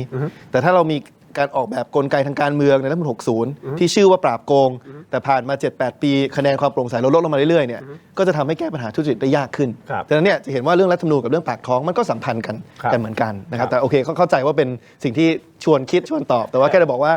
ตอบยากเพราะมันสัมพันธ์กันแล้วก็รัฐบาลควรทำให้ทุกเรื่องโอเคเคลียร์โอเคเอาอย่างนี้ผมถามทิ้งท้ายในช่วงที่แล้วนะครับบอกว่าเอาละขั้นตอนที่คุณภริษอธิบายนะอาจารย์นันทนาเราเข้าใจนะทำประชามตินะครับคำถามที่1คำถามที่2ทำในรอบเดียวกันนะมันยังมีกรองอีกนะฮะนั่นหมายความว่าพอร่างรัฐธรรมนูญออกมาเรียบร้อยแล้วนะครับมันต้องมีด่านที่3นะก็คือประชามติว่าประชาชนเองจะรับร่างนี้หรือไม่ถูกต้องไหมครับถ้ารับก็บังคับใช้ไปถ้าไม่รับอันนี้ก็ต้องมาว่ากันเป็นอีกสเต็ปต่อไปนะครับคำถามของผมก็คือว่าที่ผมพูดในช่วงที่แล้วจะพูดซ้ำอีกนะคือรัฐธรรมนูญคงไม่ใช่แบบเล่มบางๆ 2-3 หน้าถูกไหมครับก็น่าจะมีหลายหน้าอยู่ถึงแม้เราจะทำอันใหม่ขึ้นมาแล้วทำให้ภาษามันง่ายขึ้นนะแต่มันก็เยอะอยู่พอสมควรนั่นหมายความว่าจะการันตีได้ยังไงว่าประชาชนที่เข้าไปรับหรือไม่รับเนี่ยเขาจะเข้าใจเรื่องของรัฐธรรมนูญทั้งฉบับอย่างมั่นใจถูกต้องไหมฮะขณะผมก็ไม่ได้มีความรู้มากนะอ่านหนังสือก็พอประมาณไม่ได้เยอะมากขนาดนั้นไม่เท่าอาจารย์นันทนากับคุณไอติมแน่นอนนะครับแค่ผมอ่านฉบับปัจจุบันเปิดมาบางมาตราคือต้องมานั่งตีความอีกนะมันเยอะอะผมนะแล้วจะมั่นใจได้ว่าประชาชนจะ จะเข้าคูหาทำประชามติด้วยความเข้าใจอย่างถ่องแท้จริงว่าอันนี้คือฉบับที่เราต้องการ ครับ หรือเราไม่ต้องการอ่ะ ผมว่ามันมี 3 อย่างที่เราทำได้ อย่างแรกเลยเนี่ยเวลาเราพูดถึงบทบาทสสร ครับ หรือใครก็ตามที่มาทำหน้าที่ตรงนี้เนี่ย อืม เรามองว่าบทบาทมันไม่ใช่แค่การไปจัดทำร่าง ครับ แต่บทบาทอย่างหนึ่งคือการไปรับฟังความเห็นประชาชน ครับ และสื่อสาร2 ทางกับประชาชน ครับ และฟังเสร็จแล้วพอมาคุยในสสรจัดทำแบบไหนก็เอาสิ่งเหล่านั้นเนี่ยกลับไปสื่อสารอธิบายกับประชาชนระหว่างทางแต่นั่นเนี่ยมันไม่ควรจะเกิดขึ้นในกรณีที่ว่าต้องรอให้ฉบับเสร็จทั้งฉบับ และค่อยไปตุ้มเดียวให้ประชาชนเห็น แต่สสรควรจะทำหน้าที่ในการคอยทำความเข้าใจคอยรับฟังความเห็นกับประชาชนอยู่อย่างต่อเนื่อง อันนี้ก็เป็นเหตุผลว่าทำไมตอนที่พรรคประชาชนเราเสนอร่างเกี่ยวกับสสรเนี่ยเราเลยเสนอให้มีทั้งสสรแบบบัญชีรายชื่ออที่เลือกตั้งทั้งประเทศเป็นบัญชีรายชื่ออเพื่อให้มีคนที่เชี่ยวชาญเฉพาะประเด็นหรือว่าเป็นตัวแทนเฉพาะกลุ่มสังคมมา แต่ในอีกมุมหนึ่งเราก็ให้มีสสรที่ใช้จังหวัดเป็นเขตเลือกตั้งเหมือนกัน ครับ ก็คือทุกจังหวัดจะมีสสรที่ทำหน้าที่ตรงนี้ อันนี้ข้อที่หนึ่ง ครับ ข้อที่ 2 คือเรามองว่าในระหว่างที่สสรจัดทำร่างเนี่ยมันควรจะมีกระบวนการหยั่งเสียงระหว่างทาง ผมไม่ได้หมายถึงโอ้โหทำประชามติใช้งบเยอะใช้คูหานะแต่หยั่งเสียงออนไลน์ก็ได้ ฮะ เช่นสมมติตอนนี้เราพิจารณาหมวดนี้อยู่เกี่ยวกับเรื่องว่าเอ๊ะควรจะมีแค่สภาผู้แทนหรือจะต้องมีวุฒิสภาด้วย ถ้ามีวุฒิสภาควรจะมีวุฒิสภาอย่างไร อันเนี้ยคือมันก็เป็นสมมุติว่ามีเคาะออกมาเป็น 2-3 ทางเลือกเนี่ยเราก็สามารถเอาไปหยั่งเสียงกับประชาชนได้ อย่างตอนที่พรรคประชาชนหยั่งเสียงเรื่องการตัดสินใจเรื่องการโหวตนายกเนี่ยภายใน1 วันมีสมาชิกจาก 100,000 คนทั่วประเทศเนี่ยโหวตเข้ามา 25,000 คนใช่ไหมครับหรือเราทำโพลตอนเนี้ยก็มีคนโหวตเข้ามาจำนวนเยอะมากนะครับแล้วเนี่ยสสรสามารถใช้เทคโนโลยีเพื่อหยั่งเสียงตรงนี้ได้ ส่วนอย่างที่3อย่างสุดท้ายคือพอฉบับใหม่เสร็จแล้วเนี่ยผมคิดว่ากระบวนการประชามติตรงนั้นเนี่ยต้องเป็นกระบวนการที่ถ้าภาษาอังกฤษคือฟรีและแฟร์เสรีและเป็นธรรมเสรีก็คือว่าประชาชนทุกกลุ่มไม่ว่าจะเห็นด้วยไม่เห็นด้วยกับเนื้อหาไหนเนี่ยต้องมีเสรีภาพในการแสดงออก ครับ นะครับแล้วก็ต้องมีเวทีอาจจะเจ้าภาพเป็นมหาลัยบ้างสื่อมวลชนบ้างเนี่ยจัดทำความเข้าใจแล้วก็ให้มีการถกกันนะครับเกี่ยวกับประเด็นต่างๆและแฟร์ก็คือว่าต้องปล่อยทุกฝ่ายรณรงค์ได้อย่างทัดเทียมกันนะครับไม่ได้เหมือนตอนประชามติปี 59 นะที่ใครที่เห็นด้วยกับรัฐธรรมนูญ 60 เนี่ยแทบไม่ต้องทำอะไรเพราะมีการส่งข้อดีมาในไปรษณีย์ทุกคน แต่ใครที่ออกไปคัดค้านหลายคนเนี่ยก็ถูกจับกุมดำเนินคดีนะครับดังนั้นเนี่ยถ้าเราจัดประชามติที่มันเสรีและเป็นธรรมได้เนี่ยผมคิดว่ามันเป็นกระบวนการที่จะสร้างความเข้าใจให้กับประชาชนได้ว่าเข้าคูหาแล้วควรจะโหวตรับหรือไม่รับร่าง เราจะมั่นใจได้ใช่ไหมครับอาจารย์คิดเห็นยังไงกับคือคำถามของคุณทิมเนี่ยเป็นคำถามที่คนจำนวนมากสงสัย เพราะว่าฉบับรัฐธรรมนูญฉบับนี้287 มาตราเนี่ยใครมันจะไปอ่านหมด แล้วใครมันจะอ่านรู้เรื่อง อันนี้เป็นคำถามที่ดีนะคะเพราะว่าในต่างประเทศเนี่ยเขาไม่ได้รับรองรัฐธรรมนูญกันทั้งฉบับแบบเราเพราะอาจจะเป็นเพราะว่าเขาไม่ได้ฉีกรัฐธรรมนูญบ่อยแบบบ้านเรา ก็คือไม่มีการลงประชามติกันทั้งฉบับเขาจะลงเป็นเรื่องเป็นประเด็นแต่อันนี้มาแบบ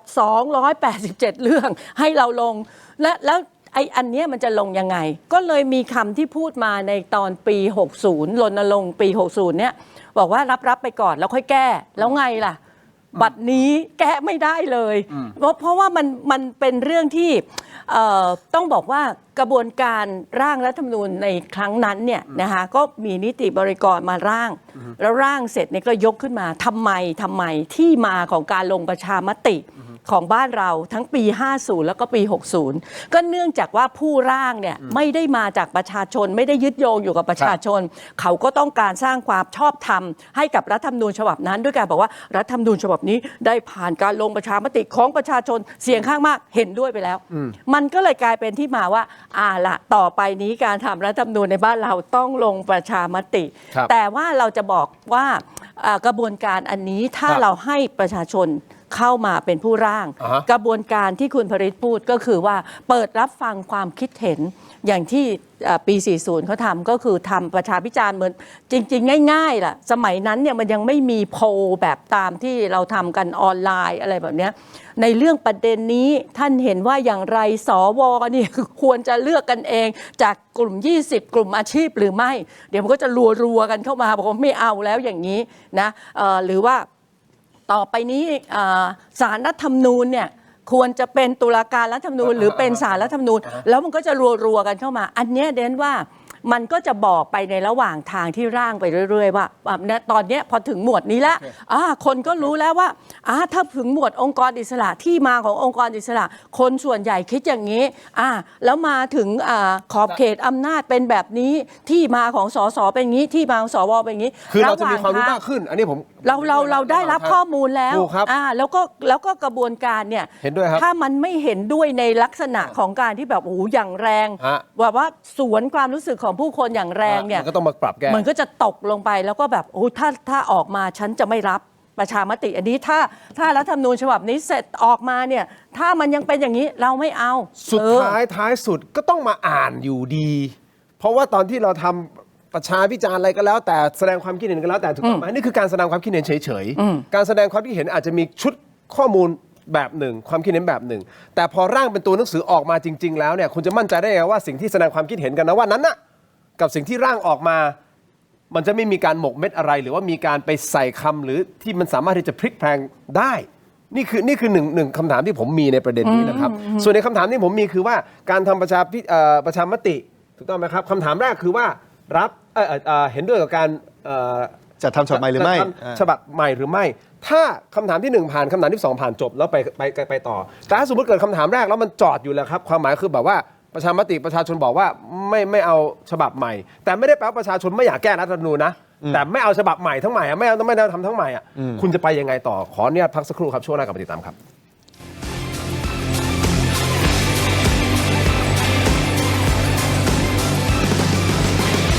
เครื่องใช้ไฟฟ้าในครัวในความคิดเชฟเป็นยังไงคะสำหรับเชฟแล้วนะครับคุณภาพต้องมาก่อนครับดีไซน์ต้องทันสมัยนะครับฟังก์ชันต้องตอบโจทย์การใช้งานได้เป็นอย่างดีครับเรื่องความปลอดภัยก็สำคัญมากนะครับต้องได้รับรองจากหน่วยงานที่น่าเชื่อถือครับบริการหลังคาขายก็สำคัญนะครับต้องมีการรับประกันนะครับบริการซ่อมติดต่อง่ายสะดวกและรวดเร็วครับและข้อสุดท้ายนะครับต้องเป็นแบรนด์ที่น่าเชื่อถือได้นะครับอยู่คู่คนไทยมานานครับทุกความต้องการของเชฟลงตัวที่ Seeker Electric เครื่องใช้ไฟฟ้าในครัว Lift up your life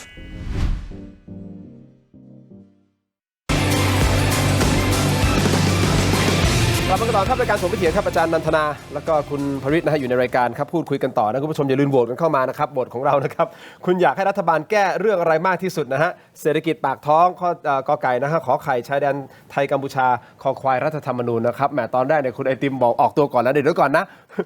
คำถามนี่บางทีเนี่ยมันผูกพันกันหมดเลยนะเศรษฐกิจปากท้องมันก็มาจากนึกออกว่ามาจากการบริหารราชการแผ่นดินของรัฐบาลหรือเปล่าแต่ถ้าสมมติรัฐบาลได้มาแบบนะมีช่องทางรัฐธรรมนูญที่มันไม่ถูกต้องอะไรว่าไปเดี๋ยวเขาว่ากันนะครับคุณผู้ชมโหวตกันเข้ามาหน่อยนะฮะเยอะๆเลยนะครับคุณผู้ชมครับเอาละคำถามที่ผมถามนะฮะว่าประชามตินะครับด้วยความเคารพศาลรัฐธรรมนูญท่านนะครับท่านก็บอกแล้วโอเคคำถามที่1คำถามที่2เนี่ยในห่วงเวลาเดียวกันได้ถูกต้องไหมครับเอาเป็นว่าคำถามที่1แล้วกันคำถามที่1คือถามว่าเอาพูดภาษาชาวบ้านง่ายๆนะครับคุณจะเอารัฐธรรมนูญฉบับใหม่หรือไม่หรือเปล่านะภาษาชาวบ้านนะมันรับร่างอะไรบางทีมันงงนะว่าจะเอาฉบับใหม่หรือไม่ถ้าประชาชนไปกาบอกว่าไม่เอาฉันไม่เอาฉบับใหม่แล้วมากกว่า 50% ออกมาแล้วบอกว่าไม่เอาฉบับใหม่เท่ากับว่ามันไปต่อไม่ได้ใช่ไหมก็แน่นอนคือคำถามมันคือว่าจะให้มีการจัดทำฉบับใหม่หรือเปล่านะคือยังไม่ได้มีฉบับใหม่ออกมานะแต่ให้จัดทำไหมถ้าผมก็จะเป็นคนหนึ่งที่รณรงค์เต็มที่ให้ประชาชนโหวตเห็นชอบให้มีการจัดทำฉบับใหม่แต่ถ้าผลออกมากลายเป็นว่าประชาชนส่วนใหญ่ไม่เห็นชอบให้จัดทำฉบับใหม่เราก็ต้องยอมรับผลประชามติแต่ไม่ได้แปลว่าประชาชนเหล่านั้นไม่ต้องการบางสิ่งบางอย่างที่แก้ไขในรัฐธรรมนูญฉบับที่ถูกครับใช่ครับก็คือแค่ไม่เห็นด้วยกับการจัดทำฉบับใหม่แม้ผมอาจจะผิดหวังแต่ผมก็ต้องยอมรับเสียงของประชาชนเพราะเราอยู่ในระบอบประชาธิปไตยนะครับหลังจากนั้นก็คงต้องมาคุยกันเรื่องการแก้รายมาตรานะครับซึ่งความจริงต้องบอกว่าพรรคก็ไม่ใช่ว่าไม่มีไอเดียเรื่องนี้นะความจริงตอนนี้มีร่างของพรรคประชาชนอยู่ในวาระสภาเนี่ย17 ร่างนะครับรายมาตราเราเสนอเข้ามาว่าเนี่ยถ้าฉบับใหม่ยังไปไม่ได้เนี่ยอย่างน้อยอันนี้คู่ขนานไปไหมนะครับก็มีไอเดียอยู่แต่ผมก็กลับมาที่ตอนพูดตอนต้นรายการแหละว่าปัญหามันเยอะดังนั้นเนี่ยจัดทำฉบับใหม่มันก็อาจจะเรียบง่ายกว่าคือจินตนาการว่าเรากำลังจะเข้าบ้านหลังนึงอ่ะแล้วแทบทุกห้องมีปัญหาหมดอ่ะดังนั้นเนี่ยโอเคถามว่าแก้รายห้องได้ไหมมันก็ซ่อมรายจุดมันก็ได้แหละแต่ตอนนี้คุณกำลังจะบอกว่าทุบใหม่ทั้งหลังแล้วก็สร้างใหม่หมดไงคือถูกป่ะทุบทั้งหลังอย่างที่ความจริงด้วยความเคารพนะท่านสสครับความหมายคุณบอกว่าบ้านหลังนี้กำลังจะเข้าไปห้องนู้นมีปัญหาห้องนี้มีปัญหาห้องนี้เป็นปัญหาสำหรับบางคนยังไม่ทุบก็แก้ทีละห้องแต่อันเนี้ยเหมือนบอกว่าไม่ต้องแก้ห้องอ่ะทุบมันทั้งหลังไม่ใช่นะ เขาเราบอกว่ายังไม่ได้ทุบอะไรทั้งนั้น เราสร้างหลังใหม่ให้ดูหน้าตาก่อนว่าเป็นแบบนี้ โอเค แล้วถามว่าจะอยู่แบบเดิม หรือจะเอาบ้านหลังใหม่ แสดงว่าบ้านหลังนี้ก็ ถ้ายัง อยู่แบบใหม่ ถ้ายัง บ้านหลังนี้ก็ปล่อยไป ถ้ายังไม่ซื้อหลังใหม่ก็ไม่ เซ้งไปให้ใครเซ้งไปอะไรอย่างเงี้ย คือรีโนเวทกับสร้างใหม่เนี่ยดูเหมือนว่าสร้างใหม่เนี่ย มันจะง่ายกว่า มันจะ เอาแน่นอนแหละสร้างใหม่มันง่ายกว่าใช่ไหม แล้วมันก็จะตอบโจทย์มากกว่าไงตอบฟังก์ชันต่างๆ การใช้ชีวิตให้มันสอดคล้องมากกว่าใช่ไหมฮะทีนี้เดนตอบคุณทิมว่าในเรื่องของการทำประชามติตรงเนี้ยถ้าเผื่อว่ามีการรณรงค์อย่างฟรีแอนด์แฟร์ตามที่คุณผลิตพูดเนี่ยมันก็จะทำให้ประชาชนเนี่ยตื่นตัว แล้วก็เรียนเชื่อนะคะว่าตอนนี้ประชาชนเข้าใจว่าปัญหาปากท้องก็เชื่อมโยงกับเรื่องการเมืองนะปัญหาเศรษฐกิจต่างๆปัญหาชายแดนเนี่ยมันเชื่อมโยงมาที่การเมืองแล้วการเมืองมาจากไหนก็การเมืองมาจากกติกาก็คือรัฐธรรมนูญถ้าเราพูดถึงตรงนี้แล้วเนี่ยประชาชนเข้าใจแล้วนะคะว่าเอ๊ะทำไมแบบตึกสตงเนี่ยถล่มแล้วไม่ต้องมีคนรับผิดชอบ แล้วก็ไม่ต้องมีใครที่จะต้องมาถูกถอดถอน เพราะรัฐธรรมนูญไม่เปิดช่องให้ประชาชนถอดถอน แล้วสวเนี่ยเข้ามาโดยประชาชนไม่ได้เลือก แต่ก็เข้ามาแล้วก็สามารถเลือกองค์กรอิสระได้ ประชาชนเข้าใจนะคะว่ากติกาอันเนี้ยมันมีปัญหา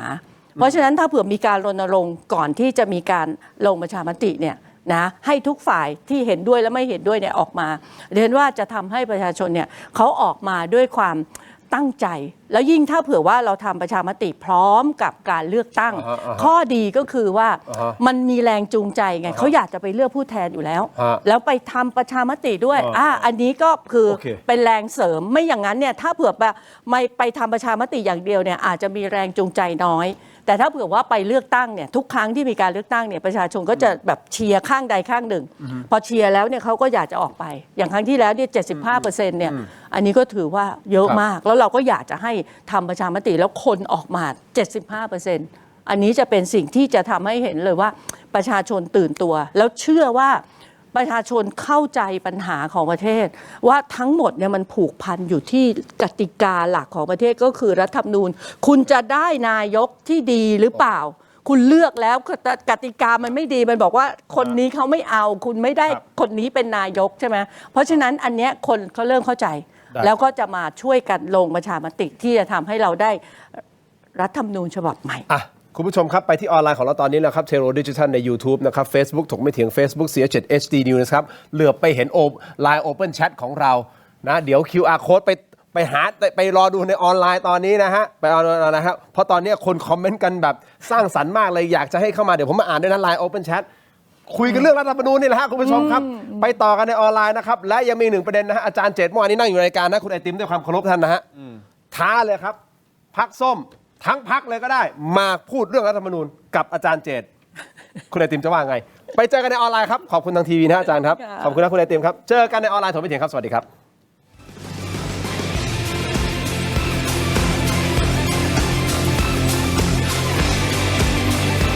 จุดพิเศษของเขาก็คือมี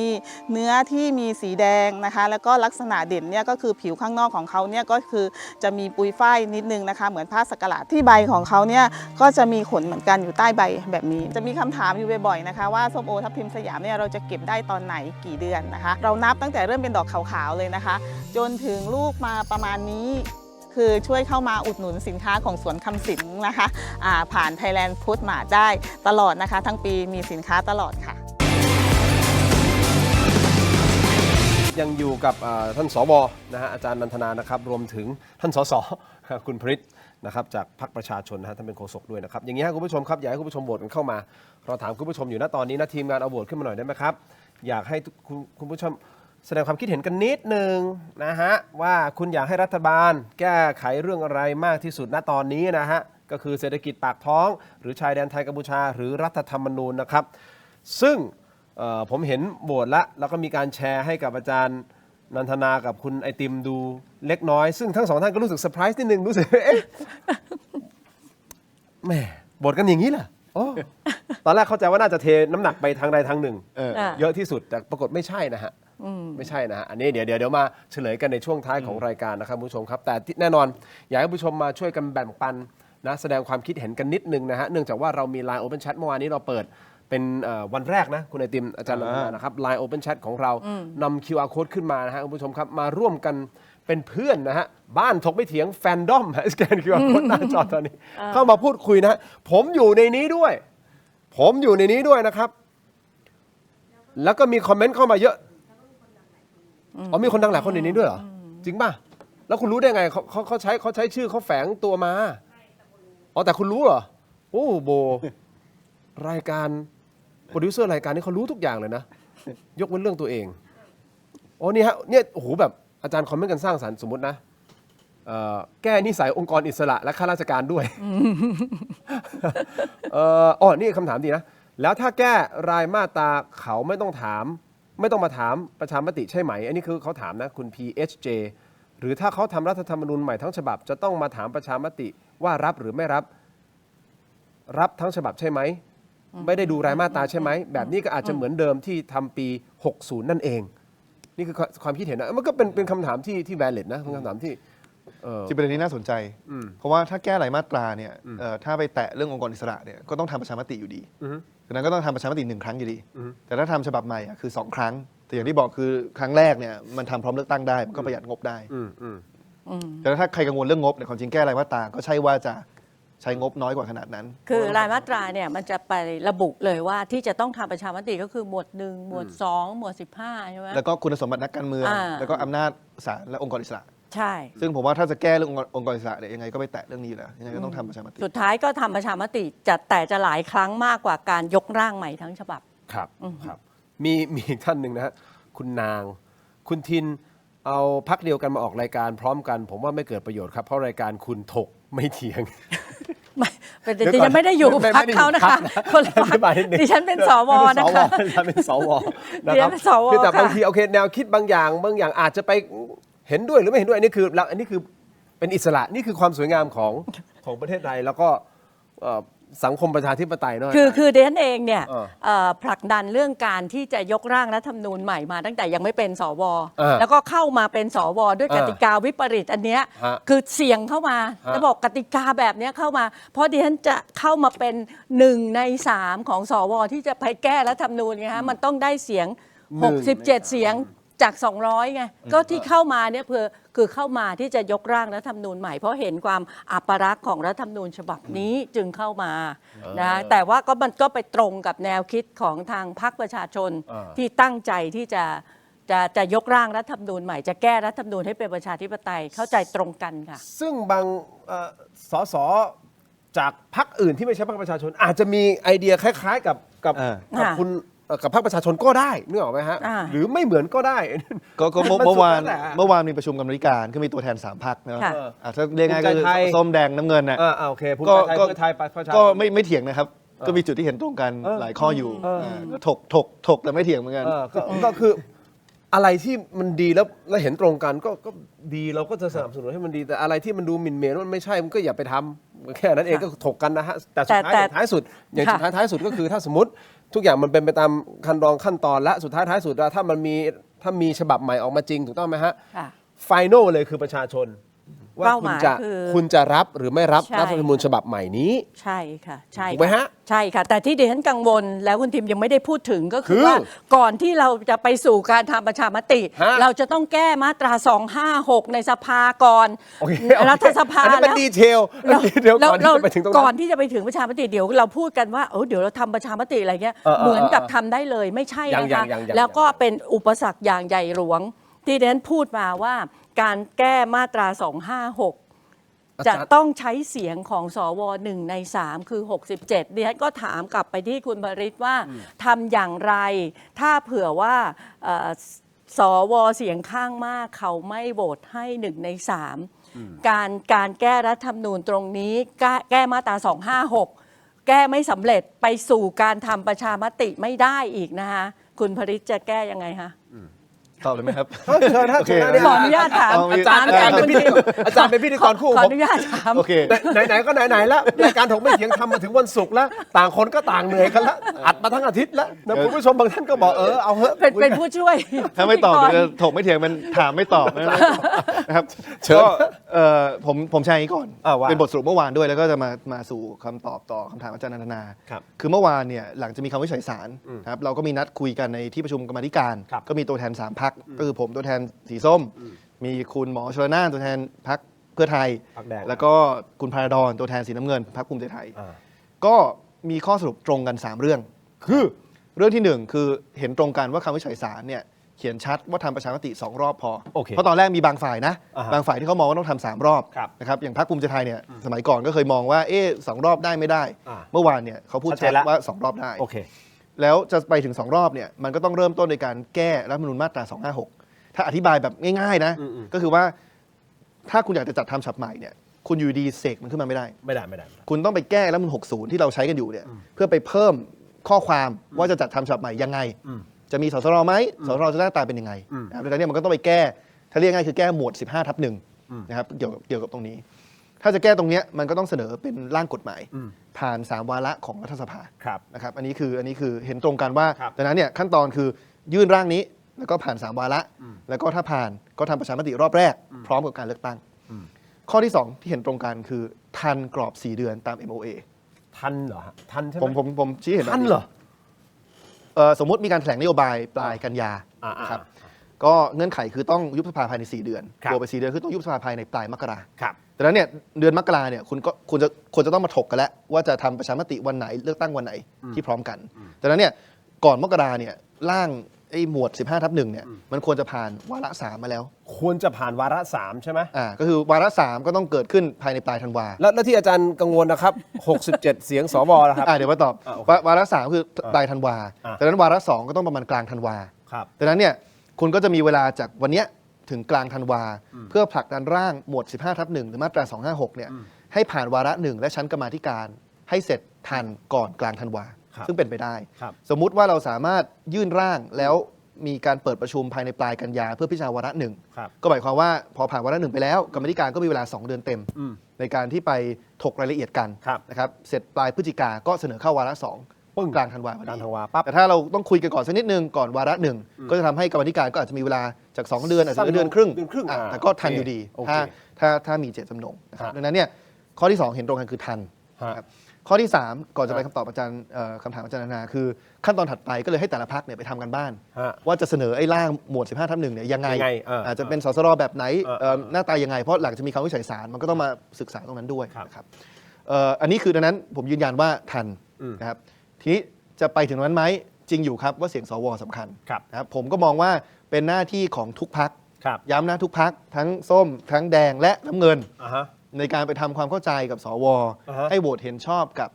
กระบวนการและขั้นตอนตรงนี้ หรือว่าถ้าเจาะจงคือโหวตเห็นชอบกับร่างหมวด 15/1 มาตรา 256 ที่ถูกเสนอเข้าไปในรัฐสภา แล้วผมคิดว่าพรรคภูมิใจไทยในฐานะพรรคแกนนำรัฐบาล ต้องมีความรับผิดชอบในการไปคุยกับสวเรื่องนี้ สวจะเข้ามาโหวตทุกวาระเลยป่ะหรือว่าว าระ 1 กับ 3 ครับ อ๋อ1 กับ 3เท่านั้น ข้อจริงทุกวาระ แต่ว่าตัวที่ชี้ขาดคือ 1 กับ 3 เพราะว่า 1 กับ 3 เนี่ยถึงแม้สส500 คนเห็นชอบ อ่าฮะ แต่ถ้าไม่ได้เสียงสว1 ใน โอเค 3 หรือว่า 67 คนเนี่ยมันจะไม่ผ่านดังนั้นผมถือว่าทุกพักต้องคุย แต่พักภูมิใจไทยในฐานะแกนนำรัฐบาล ที่ ค่ะ เซ็นเงื่อนไขข้อตกลง MOA ไว้ ต้องทำเต็มที่ในการคุยกับสว ถ้าคุยกับสวแล้วไม่ได้ความเห็นชอบเนี่ยผมถือว่าพรรคภูมิใจไทยทำงานอย่างไม่มีประสิทธิภาพมากพอ อ้าวแล้วคุณพาราดอนว่ายังไงครับ คุณพาราดอนปริศนานันทกุลมาฮะ จากพรรคภูมิใจไทยพอคุณบอกอย่างนี้เขาเลยเปล่า อ๋อไม่เมื่อวานไม่ได้คุยเรื่องสวมันไม่ได้เป็นหัวข้อ อ๋ แต่ อ เขาบอก นึกว่าคุณบอกให้ยคุณมีหน้าที่ไม่ใช่เดี๋ยวว่าคุณไปคุยกับเขาว่าคุณต้องมีหน้าที่ในการที่ทำให้สวเนี่ยเข้ามาร่วมเนี่ยนี่ใช่ไหมภาพที่ใช่ไหมที่คุยกันเมื่อวานนี้ ถูกครับ คุณ ทุก แบด พรร นะคุณแบดอะ ทุกพรรค คุณ มีหน้าที่แล้วผมพูดอย่างนี้เสมอทั้งต่อหน้าหรือว่าผ่านสื่อมวลชนก็พูดแบบนี้ตลอดครับ แล้วคุณแบดว่าไงได้ครับ ก็ทุกพรรคมีหน้าที่อยู่แล้ว ผมคิดว่าคุณแบดก็รับทราบตรงนี้ แต่เรียนถามคุณผลิตว่าตอนที่คุยกับสวชุด 250 เรื่องคุณพิธาเนี่ยคุยง่ายไหม เช่นเดียวกับชุดนี้แหละค่ะ ที่เรียนกำลังจะมองว่ามันก็ยากอะค่ะ นั่น แต่ถ้าเผื่อว่า โอ๊ย ทางพักภูมิใจไทยเนี่ยเขาไม่สามารถที่จะโน้มน้าวให้สวไปลง1 ใน 3 ได้เนี่ยเป็นไปได้ไหมที่พรรคประชาชนก็จะเริ่มก็สามารถที่จะเดินหน้าเป็นฝ่ายค้านที่มีประสิทธิภาพ ในการที่บอกให้คุณไม่สามารถทำได้ตาม ก็ถึง MOA อัน อย่างเงี้ย นี้ ฮะ หาทำไม่ได้แล้ว นั่นไง ไม่ได้แล้วก็สุดทางแล้ว เพราะว่าเป้าหมายที่เดนคิดว่าพรรคประชาชนเนี่ย โอ้โห ทุ่มเททั้งหมดเนี่ยเพื่อไปสู่การแก้รัฐธรรมนูญ แต่ถ้าเผื่อว่ามันไม่สามารถทำได้ตรงนี้เนี่ยพรรคประชาชนเนี่ยจะ ประกาศที่จะลงมติไม่ไว้วางใจหรือว่าให้ทางพรรคภูมิใจไทยเนี่ยยุบสภาแล้วก็เลือกตั้งเลยหรือเปล่าเพราะเดนมองว่าอันนี้คือเป้าหมายใหญ่ ถ้าไม่บรรลุแล้วจริงๆ จะด้วยเหตุผลใดๆที่จะยกมาเนี่ยนะคะแต่ประชาชนก็คงจะรู้แหละว่าพรรคภูมิใจไทยเนี่ยสามารถที่จะโน้มน้าวใจในฐานะที่เป็นหัวหน้ารัฐบาลที่จะทำให้สวเนี่ยไปลงให้1 ใน 3ได้แต่ถ้าทำไม่ได้เนี่ยดิฉันอยากจะเห็นว่าพรรคประชาชนเนี่ยจะมีมาตรการอย่างไรในการที่จะทำให้ไปบรรลุเป้าหมายในการยกร่างรัฐธรรมนูญใหม่อะค่ะ โอเค ก็เคลียร์ใจกับอาจารย์เลย อย่างแรกคือเราพูดชัดเนาะตั้งแต่วันนี้เราเป็นฝ่ายค้านเต็มที่ดังนั้นไม่ต้องรอวันนั้นถึงจะเป็นฝ่ายค้านที่มีประสิทธิภาพ ตั้งแต่วันนี้แหละครับก็เป็นฝ่ายค้านเต็มตัวแล้วความจริงแล้วในการตรวจสอบรัฐบาลเนี่ยผมมองว่าณเวลานี้เนี่ยในฐานะพรรคฝ่ายค้านเรามี3ภารกิจหนึ่งคือติดตามว่าจะมีการรักษาสัญญานะครับก็คือทำให้รัฐบาลเสียงข้างน้อยรักษาสัญญาคือเงื่อนไขเรื่องยุบสภาภายใน4 เดือนแล้วก็เรื่องการปลดล็อกการจัดทำรัฐธรรมนูญฉบับใหม่ข้อที่2คือตรวจสอบการใช้อำนาจรัฐพูดง่ายๆคือถึงแม้ไม่มีการเบี้ยวสัญญาแต่หากคุณมีการใช้อำนาจรัฐเพื่อแทรกแซงกระบวนการยุติธรรมหรือว่าเพื่อใช้อำนาจโดยมิชอบกระทำการทุจริตคอร์รัปชันเราก็ลุยเต็มที่เหมือนกันส่วนอันที่3คือการผลักดันกฎหมายที่ก้าวหน้าในสภาตอนนี้บรรยากาศในสภาน่าสนใจมากคุณทินยังไงเพราะมันเป็นรัฐบาลเสียงข้างน้อยดังนั้นเนี่ยรัฐบาลสีน้ำเงินเขาก็รู้ว่าถ้าเขาเสนอกฎหมายเข้ามาในนามครม.แล้วสีแดงสีส้มไม่เอากฎหมายเขาถูกคว่ำกลางสภาเป็นปัญหาแต่เนี่ยมันก็เลยเหมือนกับในการคุยว่าแต่ละสัปดาห์จะพิจารณากฎหมายอะไรเนี่ยมันกลายเป็นเหมือนกับคุยกัน3 ทางซึ่งมันควรจะเป็นอย่างนั้นป่ะแต่ที่ผ่านมาต้องยอมรับว่าพอรัฐบาลมีเสียงข้างมากเนี่ยก็มักจะไม่เกิดขึ้นถูกไหมเพราะเขาก็เสนอร่างกฎหมายของเขาเพราะเขาเป็นรัฐบาลมีเสียงข้างมากดังนั้นเนี่ยมันเลยเป็นโอกาสดีที่พรรคประชาชนจะใช้ในการเอากฎหมายที่ก้าวหน้าเนี่ยผลักเข้าไปในสภาให้ได้ซึ่งอย่างเมื่อวันก่อนก็มีหลายฉบับที่เราผลักเข้าไปสำเร็จร่วมกับพรรคการเมืองอื่นนะครับดังนั้นอันนี้คือ3ภารกิจของเราทีนี้กลับมาที่คำถามอาจารย์ว่าถ้าสมมติพรรคภูมิใจไทยยื่นร่าง256มาทำตามสัญญาทั้งหมดเข้าไปในวาระหนึ่งแล้วปรากฏไม่ผ่านเพราะสบผมคิดว่าก็เป็นจุดที่เราต้องตั้งคำถามทันทีว่าพรรคภูมิใจไทยทำเต็มที่แล้วหรือยังในฐานะแกนนำรัฐบาลแล้วคุณจะไปพิสูจน์ได้ไงฮะว่าเขาทำเต็มที่แล้วเขาก็ต้องบอกว่าเขาทำเต็มที่แล้วก็เขาทำไม่ได้ก็คือทำไม่เต็มที่ไงฮะก็ต้องมีมาตรการลงโทษทันทีค่ะเขาทำไม่ได้แล้วไงฮะทำเต็มที่คือต้องได้ค่ะต้องได้ใช่ไหมเพราะฉะนั้นจำไว้นะน้องๆทุกคนถ้าพี่สั่งอะไรไปแล้วน้องบอกว่าแล้วทำไม่ได้แล้วน้องบอกกับพี่บอกว่าหนูทำเต็มที่แล้วไม่ได้อันนี้คุณไม่ได้ทำเต็มที่ไม่สำเร็จโอเคหรือยิ่งไปกว่านั้นหากมีหลักฐานปรากฏออกมาว่าพรรคการเมืองใดพรรคการเมืองหนึ่งโหวตเห็นชอบแต่ไปสั่งการให้สวโหวตไม่เห็นชอบอันนี้ยิ่งหนักเข้าไปใหญ่เพราะนอกจากจะไม่ทำเต็มที่แล้วกลายเป็นยิ่งส่งสัญญาณให้ขัดขวางโอเคก็จะนำไปสู่การยุบสภาทันทีใช่ไหมคะก็คือเราอำนาจยุบสภาไม่ได้อยู่เราทำได้แค่เพียงยื่นอภิปรายไม่ไว้วางใจถ้าสมมติมีการเบี้ยวสัญญาซึ่งมันก็จะนำไปสู่ว่าเขาจะยุบสภาหนีไหมหรือว่าถ้ามันมีการอภิปรายไม่ไว้วางใจมันจะลงมติแล้วจะอภิปรายไม่ไว้วางใจประเด็นอะไรก็อย่างที่บอกคือ3 ข้อเนอะ3 ภารกิจ2 ข้อแรกเนี่ยเป็นเงื่อนไขในการอภิปรายไม่ไว้วางใจได้ทั้งนั้นก็คือการเบี้ยวสัญญาหรือการใช้อำนาจโดยมิชอบก็ดีค่ะเพราะว่าคนก็จะได้ไม่ไปนินทาพรรคประชาชนว่าเป็นครึ่งบกครึ่งน้ำคืออันนี้ชัดเจนแล้วเป็นฝ่ายค้านแต่สุดท้ายสุดคือต้องได้ไงต้องได้เพราะว่าเป้าหมายที่เขาต้องได้นั่นหมายความว่าสวเขาไปโหวตให้ต้องมีสวอย่างน้อย67 ท่านที่บอกว่าโอเคเห็นชอบต้องได้ไงต้องได้เพราะว่าถ้าไม่อย่างนั้นจะสูญเปล่านะคะที่ไปโหวตให้เนี่ยเป้าหมายคือแก้รัฐธรรมนูญแล้วจริงๆแล้วก็คือเนี่ยแหละคือความหวังว่าเราจะได้รัฐธรรมนูญฉบับประชาชนซึ่งเป็นเรื่องที่ต้องผลักดันให้สำเร็จแล้วนี่ก็คือเดิมพันของพรรคประชาชนเลยคือผมสรุปที่อาจารย์พูดให้คืออาจารย์มองว่าถ้าสมมุติพรรคภูมิใจไทยอาจจะยื่นร่างเข้ามาโหวตเห็นชอบแต่สวโหวตไม่เห็นชอบถึง67เนี่ยในมุมมองอาจารย์มองว่าแสดงว่าพรรคภูมิใจไทยทำไม่เต็มที่ทำไม่สำเร็จต้องรับผิดชอบเพราะฉะนั้นทางเดียวคือต้องสำเร็จเนาะใช่ค่ะคุณผู้ชมฮะไปที่ LINE Open Chat ของเราครับเอา QR Code ขึ้นมาฮะผมขออนุญาตนิดนึงฮะเอา QR Code ขึ้นมาฮะอยากจะฟังความคิดเห็นขอบคุณนะฮะคือผมโอ้ยเขียนคอมเมนต์กันมาเยอะอ่านไม่ทันฮะผมต้องยอมรับจริงผมมันคนละอันกับในหน้าจอดีไม่ใช่นี่คือคอมเมนต์ของ YouTube แต่ว่า LINE Open Chat จะเป็นอย่างนึงฮะอันนี้ฮะสแกน QR Code เข้ามาเป็นส่วนหนึ่งของครอบครัวของเรานะครับอยากให้ครอบครัวนะฮะบ้านถงไม่เถียงแฟนดอมเนี่ยเต็มไปด้วยความอบอุ่นนะฮะและความคิดสร้างสรรค์เมื่อวานนี้ไปนั่งไล่อ่านนะคือผมตกใจทีมงานตกใจตอนแรกตั้งเป้าไว้เท่าไหร่นะขอมีแบบเพื่อนๆสัก50 ท่านวันนี้กดไปประมาณเท่าไหร่ อ่านกันไม่หวานแต่ว่าถ้าที่ผมไปอ่านคือเป็นคอมเมนต์น่ารักหมายถึงว่าชวนให้คิดอ่ะชวนให้คิดจริงๆในหลากหลายประเด็นนะฮะผมชอบมากอยากให้มีสังคมแบบนี้นะครับแล้วผมก็ขอบคุณทุกท่านแล้วก็อยากให้ทุกท่านช่วยมาเป็นแฟนดอมของเราต่อไปนะฮะเนี่ยใช่เราจะมีคำถามก่อนเข้ากลุ่มเนาะมีคำถามเพราะฉะนั้นตอบคำถามให้ถูกนะครับสะกดให้ถูกด้วยนะครับ ถ้าตอบผิดเข้าไม่ได้ถ้าตอบผิดเข้ากลุ่มไม่ได้จะพิจารณา เพราะว่าผมทำรายการถกไม่เถียงผมชื่อทินโชคกมลกิจครับสะกดให้ถูกครับขอบคุณครับ ทินสะกดไงเหรอครับบางคนอาจจะเข้าใจว่าทอธงสลิทอสันฐานนอนหนูกะลันไม่ใช่ครับทอทหารสระอินอนหนูครับ คนส่วนใหญ่พิมพ์คำว่าทิมเข้าใจว่าผมเป็นทิมผมไม่ใช่ทิมพิธา หล่อเหมือนกันนะครับโหวตกันเข้ามานะฮะโหวตยังต่อเนื่องคะแนนยังก็สูสีนะครับผมอยากให้ได้สักหมื่นโหวตได้ไหมฮะวันนี้10,000โหวตนะฮะแล้วก็คอมเมนต์ทุกคอมเมนต์ที่คอมเมนต์กันเข้ามานะครับดีมากเลยนะครับขอบคุณมากๆนะครับเอาอย่างนี้ครับ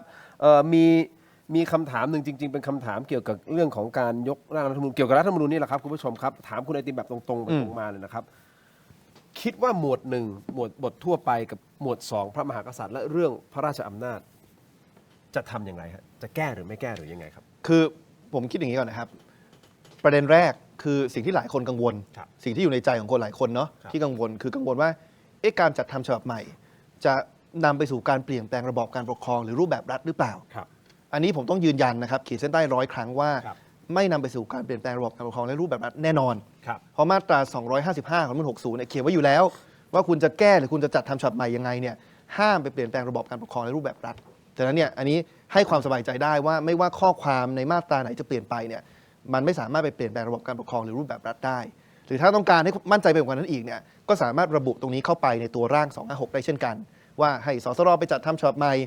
นะครับหรือว่าให้กลไกอะไรก็ตามไปจัดทำฉบับใหม่โดยที่ไม่เป็นการเปลี่ยนแปลงระบบการปกครองและรูปแบบรัฐครับฉะนั้นมาถึงประเด็นที่2หลายคนจะบอกว่าแล้วหมวด1หมวด2คือยังไงก็ต้องบอกว่าความจริงทุกครั้งที่มีการจัดทำรัฐธรรมนูญฉบับใหม่ตั้งแต่ 40 มา 50 มาถึง 60 เนี่ยข้อความในหมวด1หมวด2มันมีการปรับมาตลอดนะครับโดยที่ไม่กระทบต่อรูปแบบการปกครองขออภัยครับไม่กระทบต่อระบอบการปกครองและรูปแบบรัฐนะครับมันแค่เป็นการปรับข้อความบางอย่างในรายละเอียดในหมวดดังกล่าวนะครับผมยกตัวอย่างนี้เลยสมมุติในการจัดทำฉบับใหม่ไม่ว่าจะสสรหรือกลไกอะไรก็ตามบอกว่า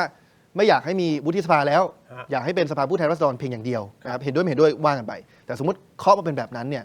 ก็ต้องไปแก้ข้อความในหมวด2นะเพราะหมวด2มีมาตราเกี่ยวกับใครจะเป็นองคมนตรีได้ซึ่งมันจะมีคำว่าสมาชิกวุฒิสภาอยู่ในนั้นดังนั้นพอมันไม่มีวุฒิสภาในหมวด3เป็นต้นไปแล้วเนี่ยมันก็ต้องไปลบไอ้คำว่าสมาชิกวุฒิสภาในมาตรานั้นในหมวด2จะเห็นว่าเป็นการแก้หมวด2ที่ไม่ได้กระทบต่อระบอบการปกครองรูปแบบรัฐเลยแค่เป็นการปรับให้มันสอดคล้องกับหมวดอื่นนั่นเนี่ยเราก็เลยมองว่าในเชิงกฎหมายเนี่ยการไปล็อกหมวดใดหมวดหนึ่งเนี่ยมันอาจจะไปสร้างปัญหาในเชิงกฎหมายตามมาได้ครับดังนั้นเนี่ยผมคิดว่าตราบใดที่มีหลักประกันนะครับตราบใดที่มีหลักประกัน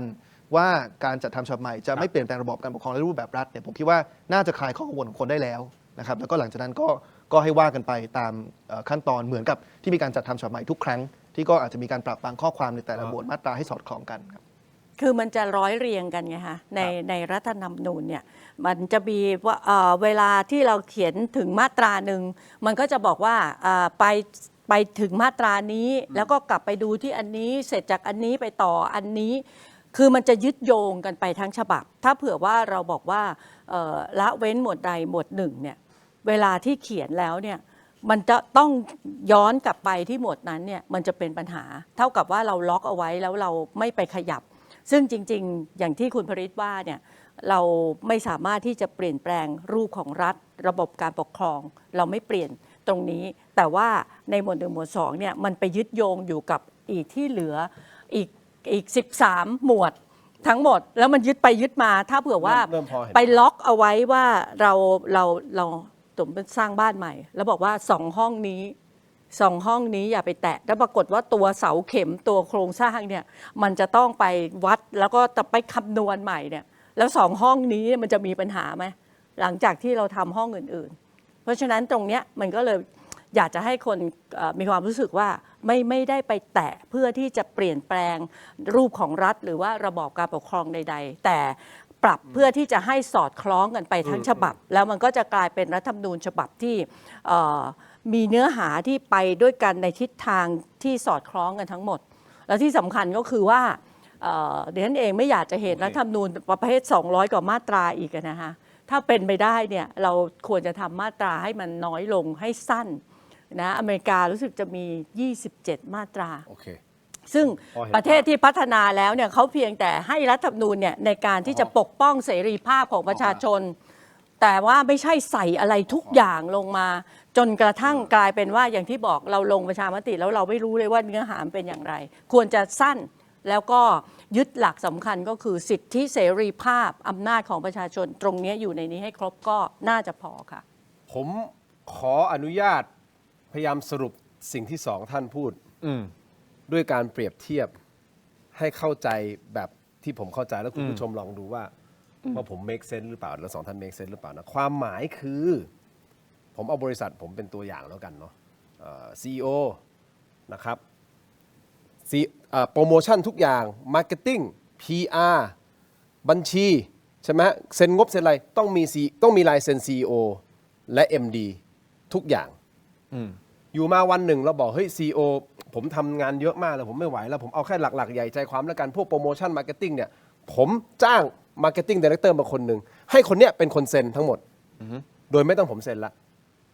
แต่กฎของบริษัทที่วางไว้ตั้งแต่ตอนแรกคือต้องมีลายเซ็น CEO นั่นหมายความว่าผมก็ต้องมาบอกอีกทีหนึ่งว่า CEO ไม่จำเป็นต้องเซ็นแล้วคุณกำลังจะบอกงี้ใช่ไหมว่าอย่างเช่นสวที่มีสวอยู่ในหมวดนั้นน่ะถ้าบอกว่าเราไม่เอาสวสมมตินะไม่มีสวแล้วเนี่ยก็ต้องไปดึงออกถูกซึ่งก็ไม่กระทบความเป็น มันไม่กระทบความเป็น CEO ของผมอย่างนี้หรือเปล่าก็พอได้อยู่ครับพอได้อยู่ได้ค่ะใกล้เคียงมีหัวหน้าคนใหม่คุณให้หัวหน้าคนใหม่เซ็นแต่ผมไม่ต้องเซ็นแล้วหมายถึงผมนะบริษัทผมแต่คุณทุกวันนี้ทุกวันนี้ผมต้องทำอย่างนั้นอยู่อำนาจคุณก็ไม่ได้ลดหายไปทุกอย่างให้ผมเซ็นหมดนะตอนนี้หรือยกตัวอย่างหนึ่งคุณทีมเป็น CEO มันอาจจะมีอันหนึ่งที่เขียนว่าคุณทินมีอำนาจ1 2 3 4 5สมมติมีคนกังวลว่าไม่อยากให้ไปแก้อะไรที่ไปแตะอำนาจ CEO คุณทินอยากมีอำนาจเหมือนเดิมใช่ไหม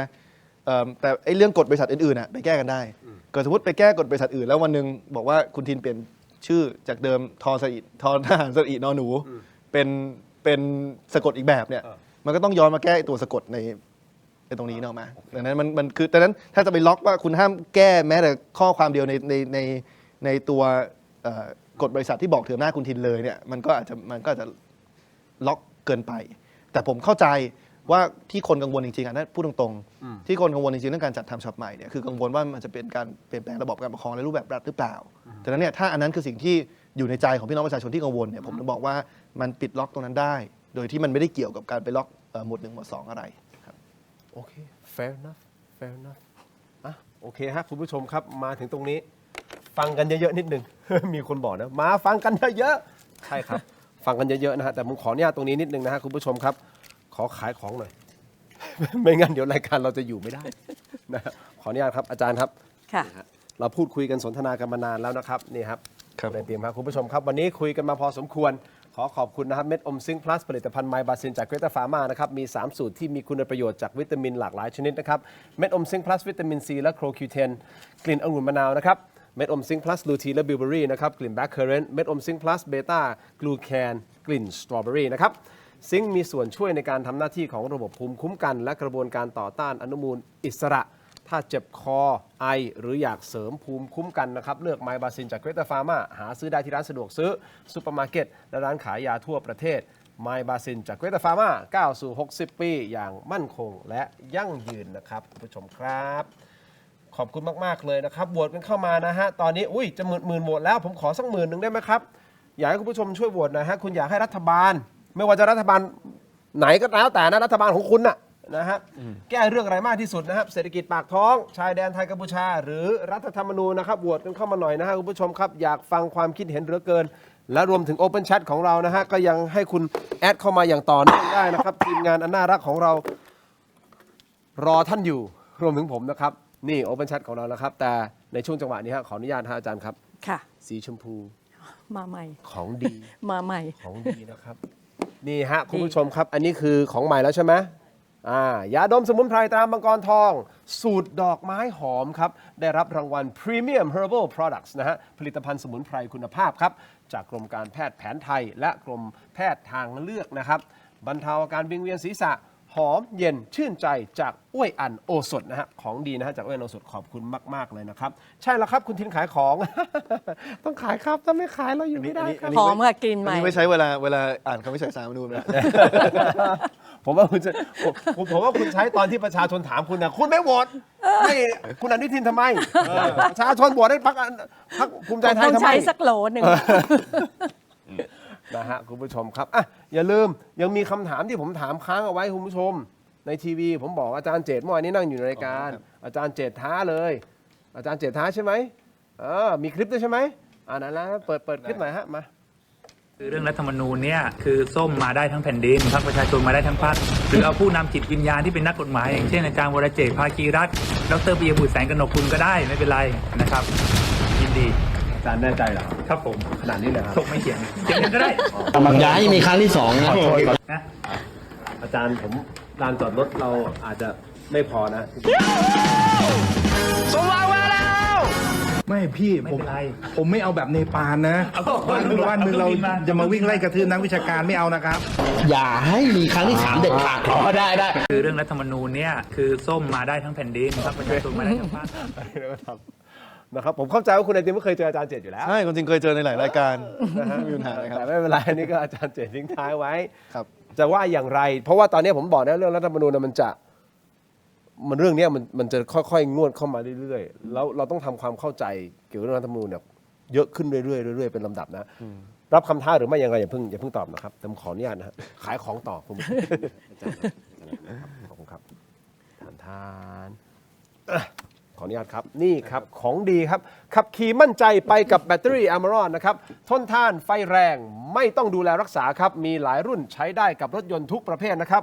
Amaron lasts long really long แบตเตอรี่ Amaron นะครับแบตเตอรี่อายุยืนขอบคุณมากๆเลยนะครับต่อกันด้วยนี่เวลาอันนี้คือผมถามคนที่ใช้รถพวกที่เป็นพี่ๆที่เขาขับรถเยอะๆเขาบอกว่าดีมากๆนะฮะ Amaron อันนี้คือได้รับการชื่นชมจริงๆนะครับจากคนใช้จริงส่วนอันนี้ก็ดีครับเครื่องใช้ไฟฟ้าครับ Seagull Electric เครื่องใช้ไฟฟ้าขนาดเล็กนะฮะที่ตอบโจทย์ทุกการใช้งานครับสร้างสรรค์เมนูได้อย่างเชฟมืออาชีพ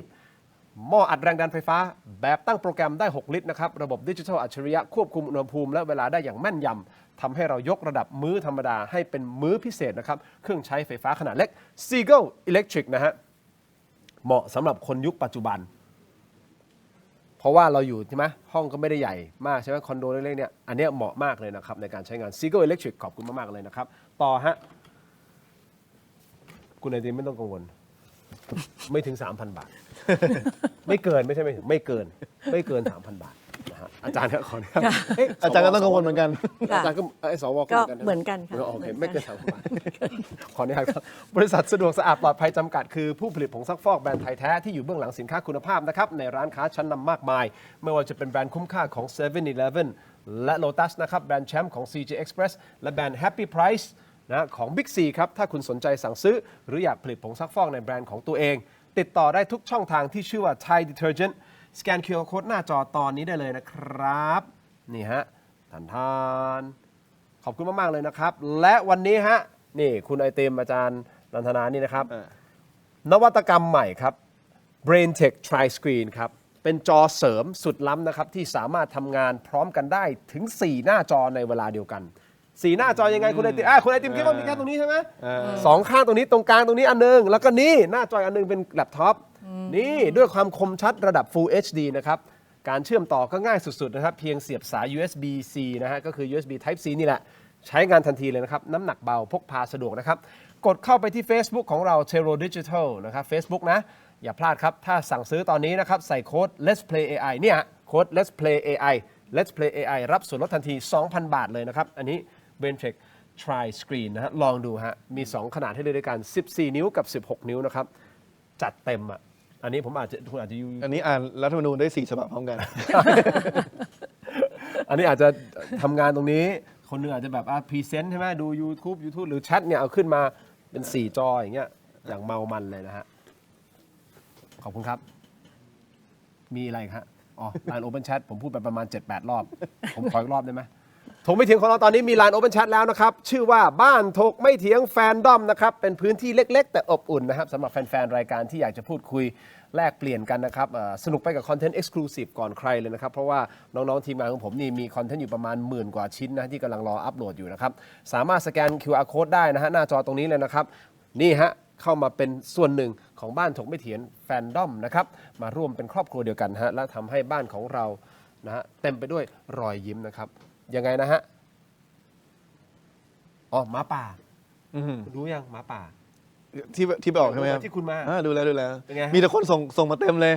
สนุกมากสนุก เดี๋ยวต้องเชิญกลับมาอีก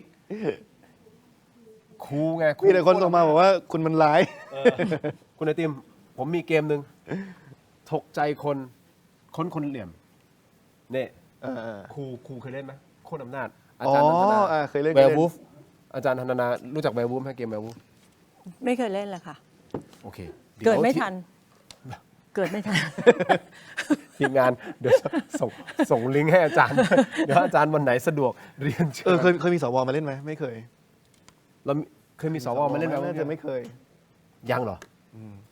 อ๋อถ้ายังคุณผู้ชม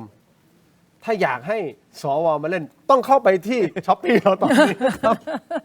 ผมจะดูจากยอดขาย ไปช้อปปี้ครับ พิมพ์คำว่า SN24 นะครับ Hybrid Sunscreen นะฮะนี่ตัวสุดท้ายแล้ว สัญญาครับ เข้าไปดูฮะนี่คือครีมกันแดดนะครับมือโปรครับกันเหงื่อกันเหนอะสูตรแพทย์ผิวหนังนะครับผมใช้เองทุกวันนะฮะ SPF 50 บวก PAC บวกนะครับปกป้องพร้อมบำรุ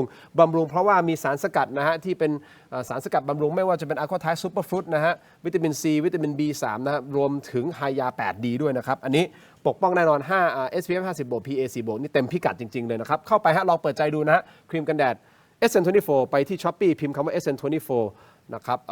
ไปที่ร้าน Vibe & Chic เป็นผู้แทนจำหน่ายแต่เพียงผู้เดียวสำหรับ SN24 นะครับผมขอบคุณทุกท่านที่เข้ามาสนับสนุนพวกเรานะครับขอบคุณมากๆเลยนะครับโอเคเชิญภูมิธรรมมาบ้างสิครับคุณสมบูรณ์ครับเราพยายามเชิญมาหลายรอบนะฮะท่านภูมิธรรมไม่สะดวกมาอาจารย์โอเคครับโหวตฮะคุณอยากให้รัฐบาลแก้เรื่องอะไรมากที่สุดเปิดผลครับมาผลมายังดูหน่อยฮะ 10,000 กว่าโหวตพอดีเลยนะครับเศรษฐกิจปากท้อง 38%ชายแดนไทยกัมพูชา 30%รัฐธรรมนูญ 32%นะฮะ โอ้โหอันดับ2นี่ก็ เนี่ย เยี่ยมค่ะเยี่ยม โอ้ เยี่ยมค่ะ เพราะว่า เพราะว่าประชาชนรู้แล้วว่ารัฐธรรมนูญฉบับนี้มีปัญหามากๆ ต้องจัดการค่ะ มันเหมือน ชัด เป็น จ รูทนะมันเหมือนเป็นรากฐานสำหรับอย่างอื่นที่ ใช่ค่ะ ที่มันเกิดขึ้น ใช่ค่ะ ใน ใช่ ทั้งหมดเลยนะฮะ ใช่ค่ะ คุณผู้ชมครับเอาละ4 เดือนได้จริง ๆ ใช่ไหมคุณภูริศ นั่นไงไอเลยเห็นไหม ก็คือถ้าไม่ได้ก็ ถ้าไม่ได้ เป็น คือ พรรคประชาชนจะต้องจัดการให้ได้ค่ะ ทำเต็มที่แน่นอนครับผมอย่างที่ผมกางไทม์ไลน์มาแล้วเนาะก่อนหน้านี้ก็คือว่ามันเป็นไปได้ตราบใดที่ทุกพรรคเดินหน้าร่วมกัน แล้วเมื่อวานผมว่าก็เป็นสัญญาณที่ดีที่ตัวแทน3 พรรคมีข้อสรุปร่วมกัน โฆษณาไว้ล่วงหน้าพฤหัสหน้า ครับ การประชุมคณะกรรมการพัฒนาการเมือง เราให้กันบ้านทุกพรรคไป ว่าไปคิดกันมา ว่าจะมีร่างหมวด 15/1 เนี่ย ค่ะ หน้าตายังไงอาจจะไม่ต้องแบบโอ้โหเสร็จสมบูรณ์ทั้งร่างแต่อย่างน้อยเอาแนวคิดมา แล้วเราก็เชิญนักวิชาการเชิญภาคประชาชนเชิญสวมาด้วย ค่ะ มาสะท้อนแลกเปลี่ยนความเห็นได้ ค่ะ ก็หวังว่าเนี่ยเราจะใช้กลไกกรรมาธิการนี่แหละในการกำกับติดตามกระบวนการตรงนี้ต่อไป อาจารย์จะฝากอะไรหน่อยไหมฮะทิ้งท้าย ค่ะก็อย่างที่ประชาชนส่วนใหญ่ทราบนะคะว่ารัฐธรรมนูญเนี่ยมันคือกฎหมายสูงสุดที่มีความสำคัญ แล้วก็ยึดโยงอยู่กับเศรษฐกิจ ยึดโยงอยู่กับทุกเรื่องในประเทศ ถ้าเผื่อว่ามันเป็นกติกาที่ไม่ดีเนี่ยเราก็จะมีปัญหาไปซะทุกเรื่องเพราะฉะนั้นก็คงจะต้องมาช่วยกันในการที่จะยกร่างรัฐธรรมนูญใหม่นะคะซึ่งก็ต้องช่วยกันทุกฝ่ายจริงๆค่ะ ครับทีมงานครับรบกวนช่วยคิดช่วยจดอันนี้ให้ผมด้วยนะครับว่าโหวตในครั้งหน้าๆนะครับเพราะว่าเราจะทำเรื่องนี้เป็นระยะนะครับเรื่องรัฐธรรมนูญผมอยากรู้เหลือเกินนะครับว่าคุณผู้ชมคิดเห็นยังไงกับการร่างรัฐธรรมนูญทั้งฉบับใหม่หรือว่าแก้เป็นรายมาตรานะครับผมอยากรู้สังคมว่าคิดยังไงนะครับอะไรนะครับผมรู้ว่าคิดไว้แล้ว แต่ผมว่าให้ครั้งต่อไปครั้งข้างหน้าที่เราจะเพิ่มดีกรีความเข้มข้นของรัฐธรรมนูญโอเคจัดมานะ โอ้จัดมานะโอเคนะเอาละครับสุดท้ายท้ายสุดฮะอาจารย์เจตท้าต้องอีกรอบเหรอเปิดคลิปรอบเหรออีกรอบอีกรอบเพื่อความเป็นธรรมอาจารย์มา เรื่องรัฐธรรมนูญเนี่ยคือส้มมาได้ทั้งแผ่นดินพรรคประชาชนมาได้ทั้งพรรคหรือเอาผู้นำจิตวิญญาณที่เป็นนักกฎหมายอย่างเช่นอาจารย์วรเจตน์ภาคีรัตน์ดร.ปิยบุตรแสงกนกคุณก็ได้ไม่เป็นไรนะครับยินดี อาจารย์แน่ใจเหรอ ครับผม ขนาดนี้เลยครับ ถกไม่เถียงกันก็ได้ อย่าให้มีครั้งที่สองนะ นะ อาจารย์ผมลานจอดรถเราอาจจะไม่พอนะ ไม่พี่ ไม่ ผม เป็นไร ผมไม่เอาแบบเนปาลนะ เอาก็ บ้านเมืองเราจะมาวิ่งไล่กระทืบนักวิชาการไม่เอานะครับ อย่าให้มีครั้งที่สามเด็ดขาดได้ ยังไงครับ คือยินดีอยู่แล้วครับ ไม่ว่าจะอาจารย์เจตหรือใครแต่ในสำหรับอาจารย์เจตเองเนี่ยผมก็ออกรายการคู่กับแกหลายรอบนะ อ่า ก็ไม่เห็นน่าจะต้องท้ากันเลยนะ ไม่นี่ก็รายการไงรายการ อ๋อโอเคไม่มีปัญหาครับ โอเครับไหม ยินดีครับยินดีค แล้ รับ วท่านอื่นๆด้วยไหม หมายถึง ต้องไป ว่า ถามท่านอื่นๆด้วย หมายถึงในทีมอาจารย์เจต ใน หรือ ทีมไม่ทีมคุณอ่ะ อ๋อผมว่าฝั่งผมไม่มีปัญหาอยู่แล้วครับ ได้ใช่ไหมฮะ ครับ ผู้นำจิตวิญญาณ อันนี้ต้องไปถามเขาหมายถึงใครก็ไปถามคนนั้นครับ โอเค ถ้ามีโอกาส เรียบร้อยนะฮะ เดี๋ยวอาจารย์เจตไปต่างประเทศตอนนี้ประมาณ2 สัปดาห์ครับ แล้วเดี๋ยวผมขออนุญาต ยินดีครับ นัดท่านสสอีกแมตช์หนึงนะฮะ ครับ วันนี้ขอบคุณทุกท่านมากครับสำหรับการติดตามฮะอาจารย์ธนาครับขอบคุณมากครับคุณนายเตียวครับขอบคุณครับ มากครับ ทั้งหมดที่ผมไม่เถียงครับลาไปก่อนครับสวัสดีครับ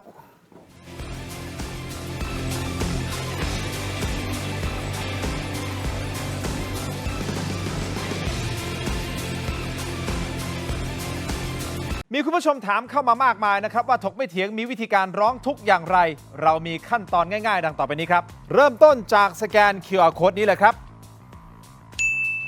จากนั้นนะครับท่านก็เข้าสู่หน้า inbox ของรายการถกไม่เถียง เพียงท่านกดคำว่าเริ่มต้นระบบอัตโนมัติจะส่งลิงก์ที่ทีมถกไม่เถียงสร้างขึ้นมาให้แก่ท่านนะครับรับรองว่าเป็นลิงก์ที่ปลอดภัยกดเข้าไปได้เลยครับเมื่อเข้าไปถึงหน้านี้นี่นะฮะแค่นี้นะครับท่านก็พิมพ์เรื่องราวร้องทุกข์มาได้เลยนะครับแต่ผมมีทริค3 ข้อสำหรับการร้องทุกข์เข้ามาในรายการถกไม่เถียงนะครับ 1. เขียนเรื่องราวร้องทุกข์ของท่านให้ละเอียดชัดเจนและสรุปโดยง่ายที่สุดนะครับข้อที่ 2 เขียนชื่อเบอร์โทรของท่านให้ครบถ้วนสมบูรณ์ที่สุดและข้อที่ 3 ถ้าท่านมีภาพคลิปวิดีโอกล้องวงจรปิดหรือหลักฐานต่างๆนะครับส่งเข้ามาที่อินบ็อกซ์ของเราได้เลยครับเพียงเท่านี้นะครับเรื่องราวร้องทุกข์ของท่านก็จะเข้าสู่ระบบหลังบ้านของถกไม่เถียงอย่างแน่นอนนะครับอย่าลืมนะครับเดือดร้อนไร้ที่พึ่งนึกถึงถกไม่เถียงหากคุณไม่อยากพลาดถกไม่เถียงตอนเด็ดๆและไม่อยากพลาดเทคนิคความรู้แนวทางในการต่อสู้กับปัญหาที่สักวันหนึ่งอาจจะเกิดขึ้นกับคุณก็ได้นะครับอย่าลืมกดไลค์กดแชร์กด Subscribe กดกระดิ่งช่องเทโรดิจิทัลนะครับเป็นกำลังใจให้กับถกไม่เถียงด้วยครับ